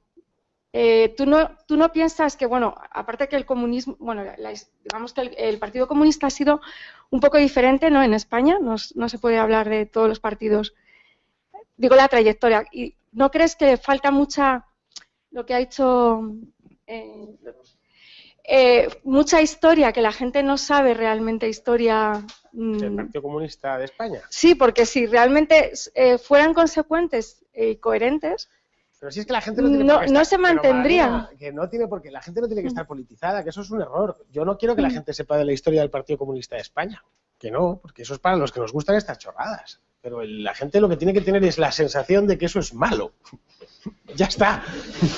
Simplemente. Algo que te lo dice cualquier señor de pueblo sin apenas formación. Te dice, esto es malo. Esto es malo porque estos tíos vienen a robarme. ¿Vale? Ya, pero el poder después que de robarme tienen, me van a esclavizar. el poder que tiene el partido, bueno, los sindicatos, los sindicatos, sí. La gente que, digamos que lleva, pues eso, una identificación de izquierda, en fin, bueno, si fuera un poco más coherente y si fuera más historia, ¿no crees tú que...? Es que tampoco quiero adoctrinar a la gente. ¿Vale? La gente es libre. Me gusta contar cosas y cuento estas cosas porque además, bueno, mi estilo, mi manera de escribir y que es muy parecida a hablar. En otros países el Partido Comunista también está prohibido. Si lo que quieres preguntar es si hay que ilegalizar el Partido Comunista, no se debe legalizar ningún partido. Ya, tú como liberal, volvemos a lo principio, totalmente de acuerdo. No delinquen. Totalmente de acuerdo. Si tú mañana quieres hacer un partido que dice, este partido solo va a ser para hombres de raza blanca, rubios, de ojos claros y que midan más de 1,80. Si no se no me ocurre ningún partido problema. más tonto. En España tendría muy poquitos militantes. Todo hay que decirlo. Pero no se me ocurre partido más tonto. Bien, hay que prohibirlo. ¿No? Yo querría saber a los que no, tu opinión en concreto del Partido Comunista de España. El PC, joder, es que el PC no existe casi 100 años. El PC va a hacer en 1920, se fundó hace 100 años. El PC fue un partido stalinista, al 100%. Hay una historia buenísima de Gregorio Morán que todavía se puede encontrar. Miseria y grandeza del Partido Comunista de España, que es muy buena. Yo creo que es la mejor que se ha hecho. Y fue un partido tremendamente stalinista, un partido bueno, fue uno de los, no te voy a decir los responsables de la guerra, pero sí los que más hicieron porque hubiese una guerra civil en España. Tenemos a la Pasionaria, es un ejemplo, ¿no? Jurándose a los diputados en las Cortes, que después durante la guerra civil se demostró como el primer y el más fiel peón de Moscú de cuantos Moscú tuvo en toda Europa, que el italiano, el francés y el español. Bueno, Lister, el general Lister, bueno, general, entre comillas, la Quinta Columna, etcétera, los sucesos de Barcelona, que después en el franquismo se convirtió en un partidillo secta exiliado y después reapareció ya en los años 70 como un partido socialdemócrata, versión hard, pero socialdemócrata, que es lo que soy. ¿Y qué pensáis? ¿Que Agarzón es un comunista furibundo? No, ninguno, ni Cayo Lara, ni nada. Lo poco que queda del Partido Comunista un poco radical es Gordillo y la banda esta del Sindicato de Trabajadores del Campo. El resto no, los comunistas genuinos ya se han ido de allí, de ese partido. En España hay un caleidoscopio inmenso de partidillos de extrema izquierda, de Corriente Roja, no sé, se me ocurren algunos Partido Comunista de los Pueblos de España. También ha sucedido otro factor en España, y es que la izquierda decidió combatir la misma idea del país, porque la consideraba que era mala, que había que apostar por los regionalismos y por los nacionalismos periféricos. Por eso el PC perdió, en cierto modo, su razón de ser. la izquierda está muy regionalizada, es muy aldeana. O nos viene muy bien, insisto, que sigan así. Lo que nos faltaba en España es que la izquierda se hiciese patriotera, entonces estamos muertos. Es decir, lo que nos salva es que los comunistas en España son todos que si les da por la nación gallega y el no sé qué, el no sé cuántos y la cosa esa de los vascos con los... ¿Os imagináis de verdad todos esos agarrados a la bandera de España, tal, tipo Chávez? Eso sería para morirse, vamos, no porque eso es gobierno, básicamente, ganarían las elecciones. Hoy es imposible que gobiernen. De hecho, hay algunos comunistas, el caso de Jorge Bestringe, que conozco. Jorge Bestringe se define a sí mismo como nacional bolchevique, ¿no? Y él dice que el gran error del partido o de los comunistas en España ha sido negar la nación y que eso les ha ocasionado ser minoritarios, ¿no? O los han hecho lugar en partidos nacionales, en tal, y deberían reclamar la nación española y tal, o franceses y demás. Vamos, poco más te puedo decir. Para una historia del PC haría falta una conferencia entera. Otra pregunta y ya termino. ¿Tienes muchísimos libros como historiador? ¿Cuál? Porque tienes un montón en... Vamos. Mi libro... ¿Cuál nos recomendarías para empezar? Enciclopedia Perroflauta, por favor. Vale. Porque en la Enciclopedia Perroflauta, a diferencia de este, o de las batallas, o de el 30 siglos o nada, procuro hacer reír a la gente. Y tú sabes que quien me hace reír a un hombre merece el paraíso. ¿Vale? Entonces, en este caso, bueno, pues a la gente que se forme o que se entretenga un rato leyendo todo esto, ¿no? Y trato de convencerla, pero con la Enciclopedia Perroflauta trato que la gente se ría. Y lo consigo a veces, ¿eh? Así que esa es la obra cumbre. En el Amazon la tienes. Sí, una cosa. Sin remontarnos al pasado, pues estuve hace unos meses ahí en el pueblo de Rivas, en un chalet en clave burguesa, allí cenando, ¿no? Éramos unas 15 personas y, para mi sorpresa, la mayor parte de los que estaban allí conmigo cenando, pues justificaban el régimen de Castro, o sea, estaban a favor de ello, estaban a favor de la antigua Unión Soviética y, claro, yo me quedé perplejo, ¿no?, de la escena aquella, ¿no?, en la España actual, ¿no? Bueno, Bertolt Brecht vivía en Berlín Este y tenía pasaporte austriaco. Sí, ya. ¿Vale? Y nunca se hizo pasaporte de Alemania del Este, eso es muy normal, ¿eh? Entonces yo les dije que si estaban tan mal aquí en un país capitalista, ¿no?, pues que se fueran allí a vivir a Cuba, ¿no? Les propuse eso, ¿no?, a todos, yo solo, hablando, ¿no? Entonces, bueno, me dijeron, llegó uno, dice, así que va de alternativo, ¿no? Dice, no, me lo estoy planteando, ¿sabes? Así. Entonces así un pequeño comentario a título de anécdota. Creo que ese se lo va a plantear durante muchos años, porque... No. Hombre, los regímenes comunistas a los intelectuales conocidos en Occidente siempre los trataron bien. El caso de Brecht era alemán, pero después de la guerra se hizo austriaco, y se empeñó en ser austriaco, tenía su dinero en Austria, en Viena, pero él trabajaba para el gobierno de la RDA y tenía un piso allí, tenía un teatro que le puso Ulbricht, que era el presidente antes de Honecker. Y él siempre defendió el comunismo, pero defendió el comunismo teniendo un pie en Occidente. Así es muy fácil. Claro, tú puedes defender cualquier cosa si no la padeces. Como la escuela de Frankfurt, ¿no? No, pero claro, si todos estos pues son señoritos que no lo padecen. Eso te lo dicen a veces gente del este. En Alemania del Oeste, en la RFA, había gente como Günter Grass que defendían a la RDA, claro, hasta que salieron los primeros sosis y dijeron, pero usted es un desgraciado. Claro, usted es un desgraciado, no sabe lo que hay al otro lado del muro. Sí, porque yo he ido a unos viajes, ¿no? Unos viajes en el que le daban de comer estupendamente y tal y cual, ¿no? Martin Amis tiene un libro buenísimo que se llama Coba el Temible. Martin Amis, bueno, su padre fue también escritor, uno de los intelectuales británicos de los años 40 eran todos comunistas. Eran señoritos que vivían en mansiones, en manors de estas a las afueras de Londres o de Oxford, profesores de universidades prestigiosas, pero eran todos comunistas. Y Amis no era una excepción. Entonces cuenta Martin Amis, que, bueno, el libro este debe tener 10 o 12 años, que él lo había vivido de niño, de los años 50, 60, como todos los amigos de su padre eran comunistas, pero eran señoritos ingleses de club. Pero todos eran comunistas. El propio Martin Amis se crió en ese ambiente. Y eran todos señoritos, bien, vale, hasta que, bueno, empezó a enterarse. Y mucho antes de eso, en tiempos de Stalin, invitaban a los intelectuales occidentales para que se diesen unos paseos por la Unión Soviética y los llevaban en pleno Holodomor, que fue el holocausto ucraniano, que murieron 5 millones de personas de hambre, las mataron de hambre, el que hubo incluso episodios de canibalismo, que se comían a los niños y se vendían niños y cosas por el estilo, cosas horrendas. En el libro ya hay un capítulo sobre esto. Había trenes que circulaban por Ucrania cargados con intelectuales, con escritores, con músicos, con directores de cine occidentales, pues había de todas las nacionalidades, que veían, pues claro, pues cadenas de hambrientos por los caminos y preguntaban al guía, oye, pero ¿y estos de ahí? No, bueno, eso es una cosa de... Sí, gente, ya sabes, antirrevolucionarios, pero bueno, es una cosa inevitable y los otros se quedaban a gusto. Bueno, vale, sí, claro, si construir el paraíso requiere que mueran unos pocos, cualquiera de estos está dispuesto.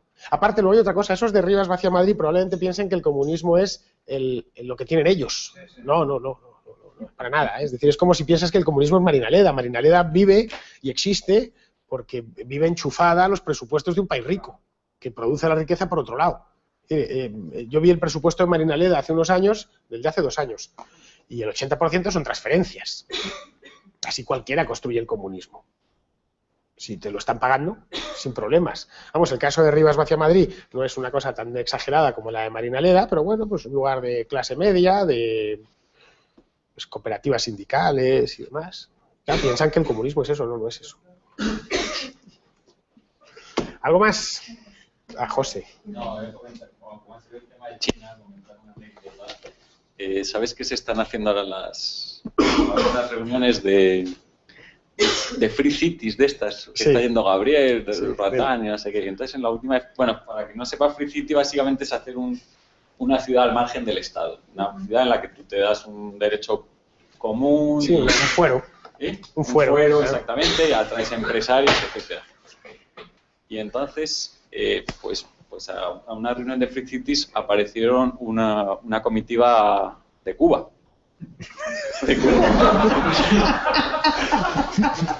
No, y entonces, claro, Gabriel dijo, joder, pues, habló con ellos y dice, no, es que a nosotros esto nos interesa mucho porque los chinos han sido unos tíos muy inteligentes. Han creado zonas especiales, lo que llaman zonas especiales, pues Guangdong, Shenzhen, etcétera, donde se genera mucha riqueza y luego se enchufan a eso y pueden mantener pues toda una estructura de partido, Claro, los funcionarios, etcétera. Con lo que ese es un poco que es un poco lo de Gordillo, es un poco a lo que se va. Es decir, si tú devastas y no permites crear riqueza, pero ellos no, nosotros entonces ya digo que se lo estaban planteando, ¿eh?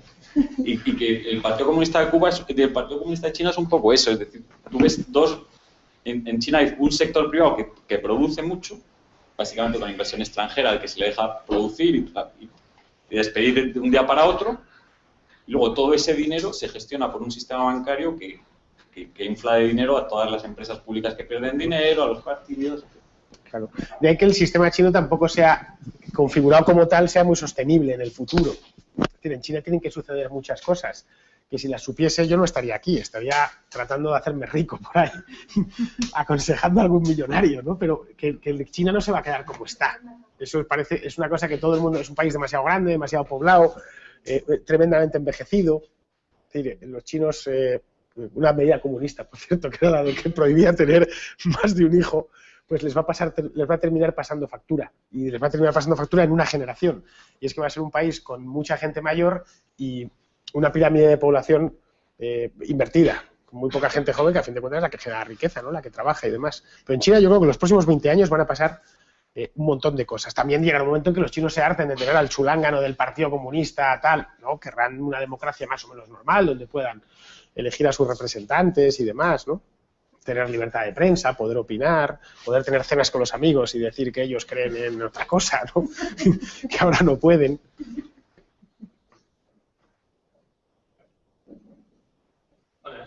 Bueno, yo como igual que tú intento ser un poco perroflautólogo porque trabajo sobre el terreno en Somos Aguas bastantes veces. Hay en políticas. Sí, hago relaciones internacionales allí, además en el centro, en políticas, y conozco bien el terreno de las asociaciones y demás. Y el otro día, como te sigo en Twitter, porque además eres perroflautólogo, la máxima autoridad. Primera autoridad nacional. Decías que los chicos del 15M han dejado de ser gente del 15M y han evolucionado al comunismo, y yo mis informes... Esa es mi observación empírica del terreno. Ya, poco a poco van abandonando. Quería preguntarte de por qué pensabas eso, porque yo sobre el terreno veo que no van tanto hacia el comunismo, pues de Nicolae Ceausescu, de Honecker, de más prosoviético, y han evolucionado, digamos, a un garzonismo de Alberto, me refiero. O sea, a garzonismo, pues eso, a una nacionalización de los sectores estratégicos, este tipo de cosas. A ver, lo que yo he visto es a raíz de las últimas manifestaciones que bueno, yo voy y las veo tal, y me gusta ver cómo evoluciona esta gente. El 15M lo seguí bastante, también in situ.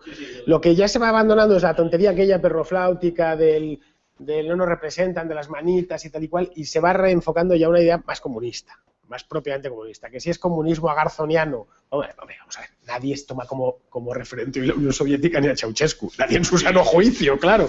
El colgado este de que coincidí con él una vez en El Gato, ¿cómo se llama este? El Cabo de Venós.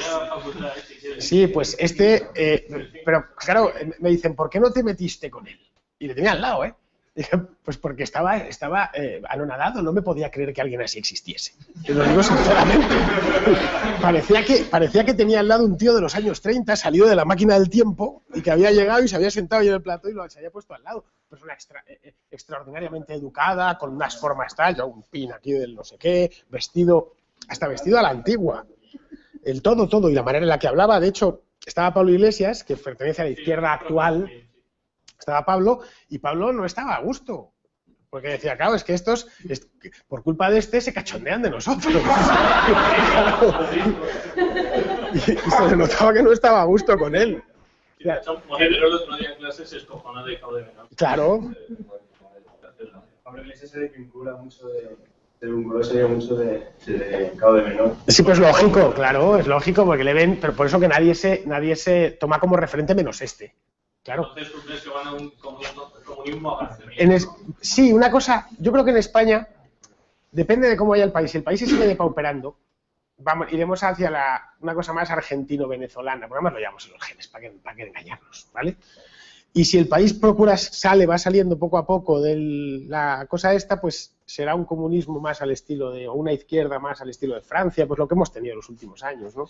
Comunismo de niños ricos, básicamente, de antiglobalización, no sé qué, de niños ricos. El gran problema, como todo, es que la cosa empeore y vaya peor, porque, claro, estos tipos luego se te hacen con el poder, nadie va a hacer lo que se hizo en la Rusia de los años 20, eso es imposible, menos en un país como España, ¿no? Pero sí puedes verte como Venezuela en 30 años. Claro, sería poco a poco. Y eso de que ninguna libertad se pierde de un golpe, creo que fue Tocqueville que lo decía, ¿no? Pues es que es verdad, ninguna libertad la pierdes de un golpe. Esto se pierde poco a poco y tal. ¿Algo más? Sí, yo te voy a hacer una pequeña reflexión, aunque yo creo que ya lo has tocado más o menos ahora en las intervenciones, las últimas intervenciones de los intelectuales para diseminar la bondad del marxismo y de los países que abrazan este tipo de economías. ¿Hasta qué punto te parecen imprescindibles o necesarios o si tú consideras que han tenido un papel relevante? Me refiero en los últimos tiempos, pues, por ejemplo, a los que estáis citando, que son profesores en la Universidad Complutense. Entonces, ellos van y asesoran y destrozan un país como Venezuela. Y luego siguen dando clase. Tanto como destrozarlo. Bueno, quiero decir, bajo sus directrices, las directrices de la banda de Bestringe han conseguido que Venezuela sea el país que es. Más o menos creo que tienen algo de relación. Que no es responsabilidad suya directa, es de Chávez y los que gobernaron allí. Ellos fueron allí, bueno, pues a hacer la Constitución. Creo que en Bolivia también hicieron una cosa parecida y demás. Pero de todos es conocido que Juan Carlos Monedero está ahí dando clases, que Bestringe ha estado asesorando al ejército venezolano y que la banda de Fernández de Liria, todos estos marxistas son neomarxistas, dan allí clases y asesoran como debe ser el nuevo hombre venezolano. Entonces, pues, el papel de estos es importante. Hay un libro que yo creo que es fundamental, que se llama, es de Carlos Rangeles, por cierto, un venezolano, escrito en los años 70, que se llama, lo reeditó Gota a Gota hace unos años, así que todavía quizá lo puedas encontrar. Si no lo encuentras, se llama Del buen salvaje al buen revolucionario. Lo puedes ir a Génova 13, que tienen en la sede del PP, según entras al fondo, tienen libros de Gota a Gota, y a veces hasta hay gente que te los vende, ¿vale? Que si vas allí y tal, te los tienen todavía, El ladrón de la casa vacía, el título es bastante bueno, que Faes llegó a publicar libros buenos en el pasado. Bueno, pues la tesis de Rangel básicamente es esa, él agarra el buen salvaje rusoniano, ¿vale? Y te lo trae hasta el día presente con bueno, ahora es el buen revolucionario. Nosotros somos, en Occidente, tenemos todos los pecados, somos insostenibles, ¿no? Nuestro modelo de vida es insostenible, pues ya sabes, el hombre es un lobo para el hombre, estamos cargándonos a la naturaleza, el tal, bueno, lo de siempre, ¿no? ¿Y quién mantiene la pureza?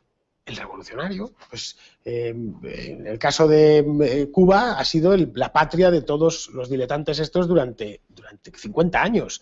Régis Debray, que era un periodista francés, fue uno de los mayores apoyos del régimen de Castro durante muchísimo tiempo. Hay otro libro buenísimo de Carlos Alberto Montaner, Plinio Apuleyo Mendoza, bueno, es el manual del perfecto idiota, que lo trata a fondo cuál es este tipo de personaje. Bien, en nuestro caso, lo que ejercen Monedero o Pablo Iglesias o el propio Bestringe son de Régis Debray, pero pues hacen los experimentos ahí en Venezuela, básicamente porque aquí no pueden.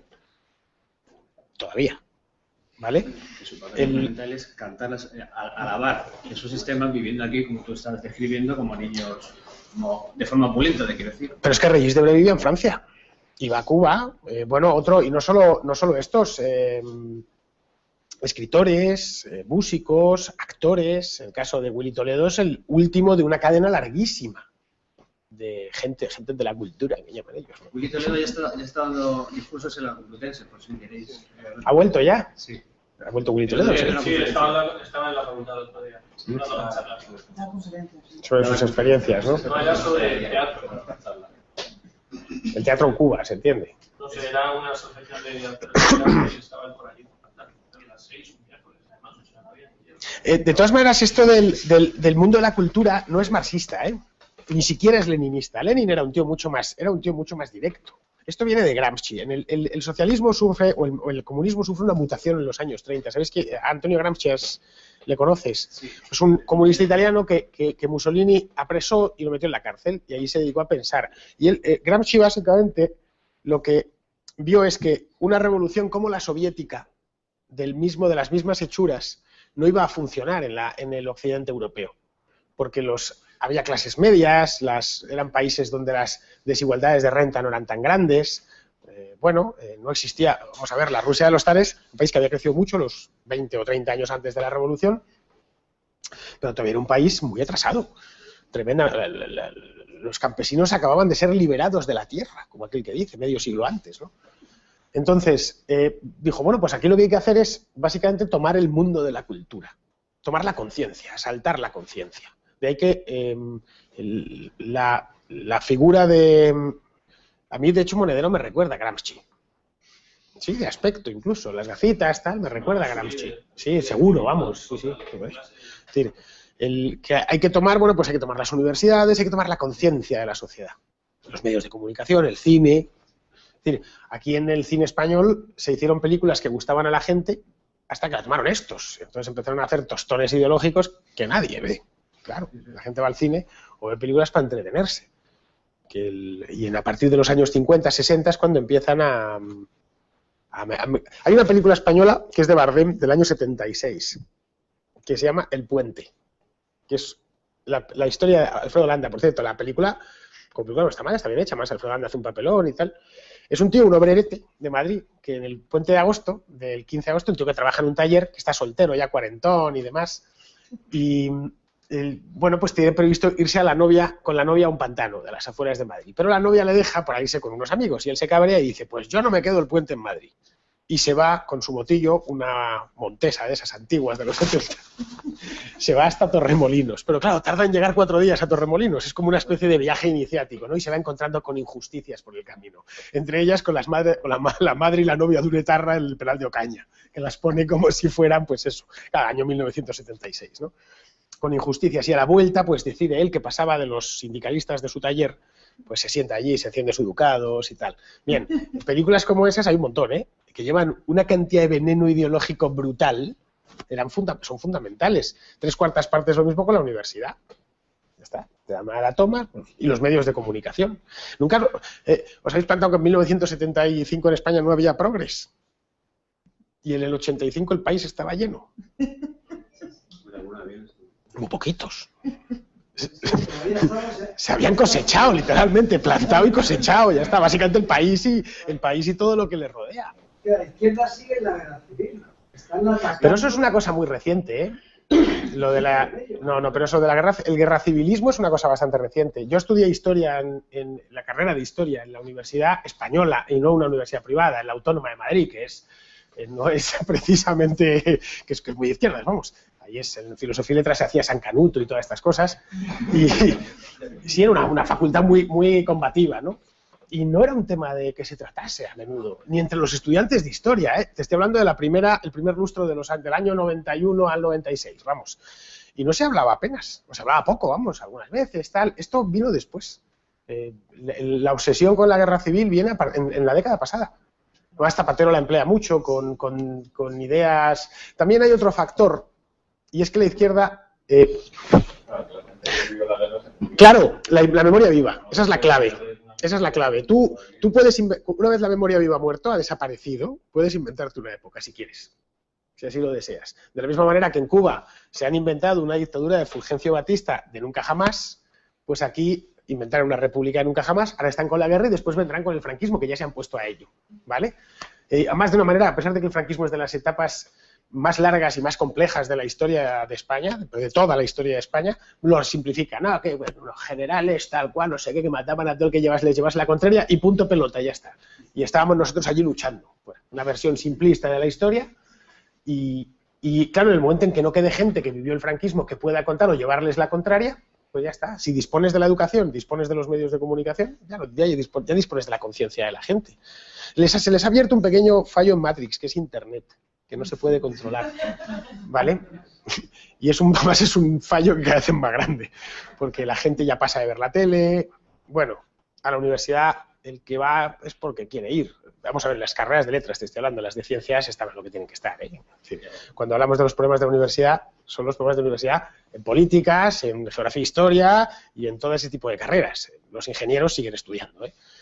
Es verdad, no nos vamos a... El que es aquí estudia ingeniería lo sabe. A ver, los que estudiasteis ingeniería o carreras serias, ¿hacían el tonto en la facultad? No, pues ya está. Es una cosa muy limitada.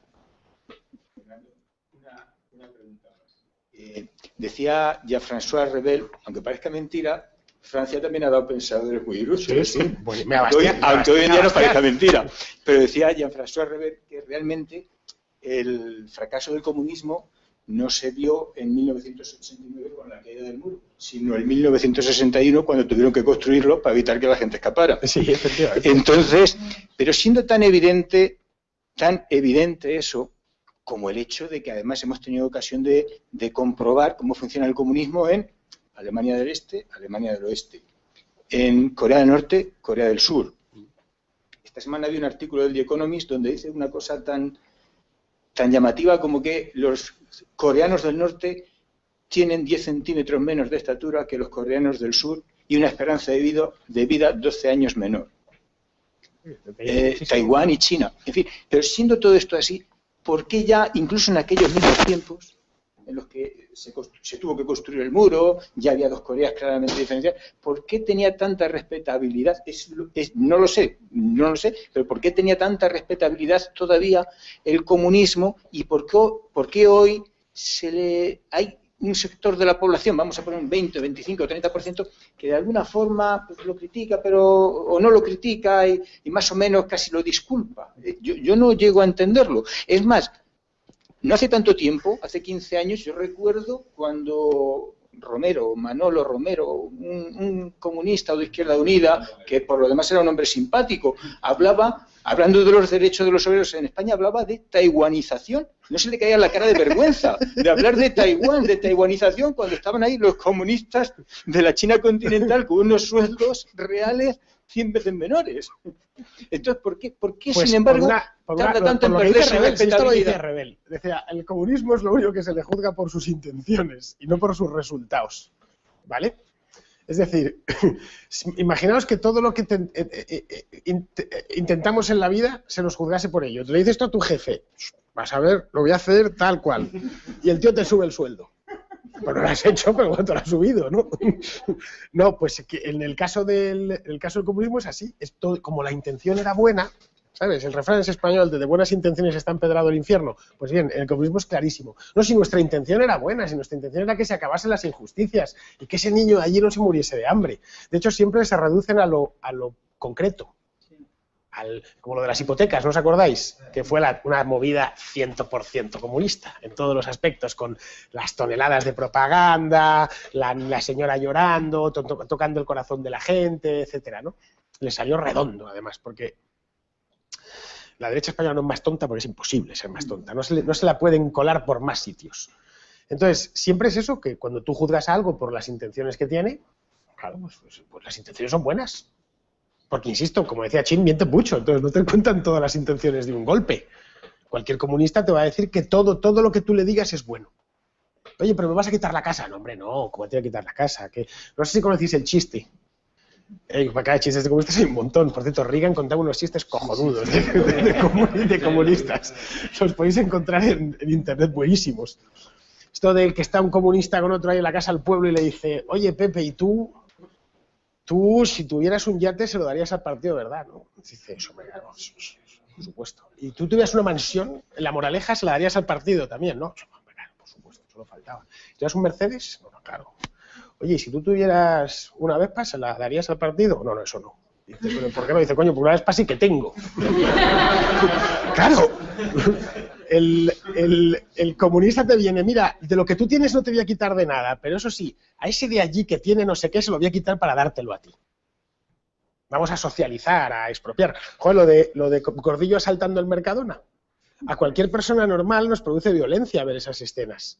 De cómo entran en una tienda, zarandean a la cajera, se llevan un carro lleno de comida y tal y cual. Estaba todo perfectamente calculado, iban con la lista, efectivamente, no había sido un asalto, un saqueo. Para nada. Es decir, ellos habían entrado básicamente en una pieza propagandística, pero no dirigida a nosotros, a los habitantes de esta ciudad, dirigida al jornalero andaluz. A nosotros nos pareció escandaloso. Ahora, al jornalero de los pueblos de la zona, de tal, ahí está, justicia social, no lo que hacía falta porque estamos aquí muy mal y tal y cual, y le ven como un... El comunista modula su mensaje en función de la sociedad en la que se encuentra. Es decir, para los jornaleros andaluces tiene un mensaje y para el casero vasco, que es un pequeño propietario, otro, distinto. Le voy a decir, no, te voy a quitar el caserío y me voy a quedar con tus patos, macho. Y me voy a comer tu foie gras. No, tiene que venderle otro rollo. No, vamos a hacer unas cooperativas aquí. Vais a ver, vamos a estar todos muy bien. Y no te preocupes que el choco no te voy a cerrar tampoco. Pero es total. Pero el industrial este del Valle que está allá abajo, este que fabrica y que se lo lleva crudo, este tío lo vamos a nacionalizar en el acto. Claro, la gente va y compra. Aún así se compra poco, no penséis que el comunismo es popular, ¿eh? Es decir, ya os he dicho que cuando se impone por la fuerza. Que las veces que se impone por las urnas, por convicción de la gente, son muy pocas. Lo normal es que te lo pongan. Venga un tío, ya sea el ejército o rojo, como el caso de Europa del Este, o porque hay una revolución y te lo imponen. Vamos a ver, que la gente no es tonta. Que no hay Juan Carlos Monedero tiene un alcance, su discurso, un alcance muy limitado. Ya está. Yo creo que él lo sabe. Alcance bastante limitado. Bueno, casi tan limitado como el mío. Bueno, el mío liberal es muchísimo más limitado porque la gente lo que le está pidiendo es responsabilidad individual, lo peor del mundo, la cosa que peor vendes. Nosotros sí que lo llevamos claro al lado de ellos. Buenas, una cosa que estás diciendo, ¿no? Que siempre el comunismo tiene que imponerse por la fuerza, pues no siempre ha sido así. Tienes los kibbutz, ¿no? En Israel. Y claro, muchas veces te dicen en una discusión que el capitalismo necesita del Estado, del intervencionismo, del imperialismo para poder surgir y al final eso siempre genera corrupción y tal. Lo que tú estás diciendo creo que más o menos es lo contrario, ¿no? Pero también se da de que en esos kibbutz pues, se crió a la gente, se socializó todo, tenían a los niños y los niños no quisieron eso.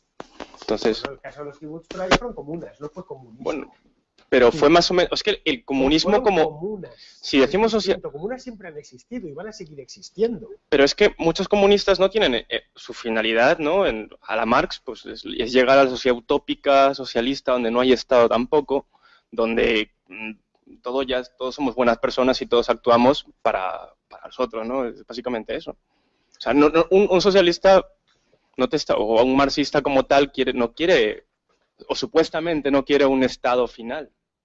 Es lo que con los que muchos debates te dicen eso. Ellos lo que quieren es que todos seamos buenos, que todos repartamos. No, el marxismo el marxismo-leninismo es un programa completo de gobierno, ¿eh? No tiene nada de...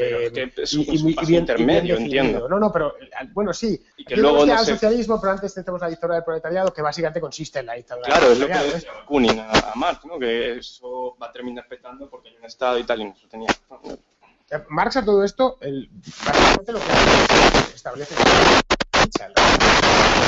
es decir, las bases dialécticas, teóricas de lo que es el comunismo, pero a Marx no se le puede echar la culpa de todo. Es decir, no, que esto es por culpa de Marx, que es lo que pasó en Camboya, no, sí es la base, pero sobre eso se fueron metiendo cosas nuevas, sobre todo Lenin. Lenin es el gran enriquecedor, el que dinamiza probablemente sin Lenin el comunismo, y sin esa figura tan peculiar, el comunismo lo hubiera tenido más difícil, bastante más difícil. De hecho, es la figura central en el comunismo. Cuando empezaron a llamarlo marxismo-leninismo, por algo era. Es decir, sin una figura como Lenin, en un país como Rusia, en un momento como ese, que fue en plena Primera Guerra Mundial, etcétera, una aberración semejante probablemente nunca hubiera llegado. Como la de la URSS, que la URSS fue una aberración en toda regla. Es decir, y a los hechos me remito. No es una opinión, es un hecho. Bueno, sí, tú tienes que saber de eso, claro, el tema de los kibbutz. Bueno, realmente tiene razón Fernando en que tanto como comunismo, cooperativismo, sí, comunas, es verdad.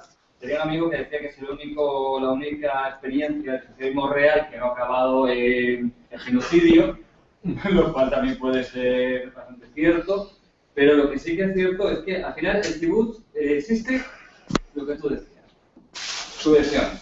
El kibutz, la tierra del Estado, se les subvenciona, son ineficientes, tenían un prestigio que viene de la guerra de independencia de Israel, donde cada kibutz en sí mismo es una unidad defensiva, donde cada habitante del kibutz tiene que defender el territorio.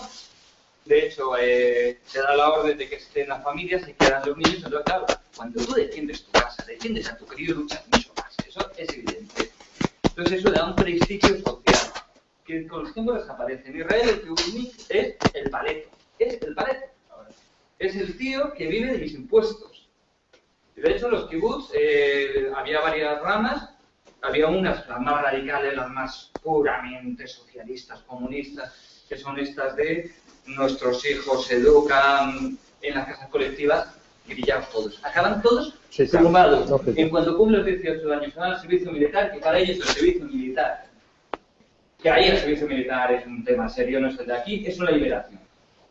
No vuelven, o sea, cumplen los 18 años y no vuelven. ¿De qué se han llenado los kibbutz actualmente? De inmigrantes. Del tío, del judío... Sí, pero los kibbutz han fracasaron hace mucho, argentino, que tiene que salir tarifando de Argentina y acaba en un kibbutz, porque bueno, oye, me dan una casa, me dan tal, me dan lo básico. Sí, su momento... Está bien. Su momento dorado fueron, curiosamente, los años 60, cuando llegaba la gente de fuera diciendo vamos a construir...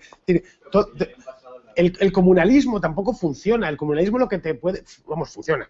No produce prosperidad ni libertad. El comunalismo lo que vale es para la subsistencia. Es la horda primitiva. Eso es el comunalismo. Aquí tenemos un poquito y lo repartimos entre todos. Y ya está. Pero no puedes construir una civilización sobre comunas. Comunas sigue habiendo voluntarias. Hay comunas hippies, tal cual. Se va. También, tiene otra diferencia. En el kibutz tú puedes llevar, si tú quieres ir con un libro de Hayek, nadie te va a decir. Sí, por supuesto. Claro, es que no pretende cambiar el mundo tampoco. Y es ineficiente, o sea, tú lo ves, la gente no trabaja, la gente se escaquea, o sea, tienes uno que está convencido del ideal y que curra por todos. Sí, es un poco lo de las casas ocupadas, el mismo rollo, o muy parecido. No sé si habéis entrado alguna vez en una ocupa, pero aquello es un desastre. Sí, absoluto. Por dentro, no funciona nada. Al principio, pues los que la ocupan se emocionan un poco, tal cual, pero luego, pues claro, no hay incentivos para tener eso en funcionamiento y que es que no. Se convierte en una monarquía. No, pues o tendrían que mantenerla de alguna manera. El problema de las casas ocupadas, la mayor parte es que viven básicamente de la mendicidad, de lo que van cogiendo por ahí, de me enchufo al cajetín de la luz y no sé qué. Bueno, ¿algo más? Lanzar una última pregunta que nos ha venido de internet, de José Luis Ricón, y que viene un poco... Ha venido, por cierto. No ha venido, ¿no? Se ha quedado viendo el fútbol.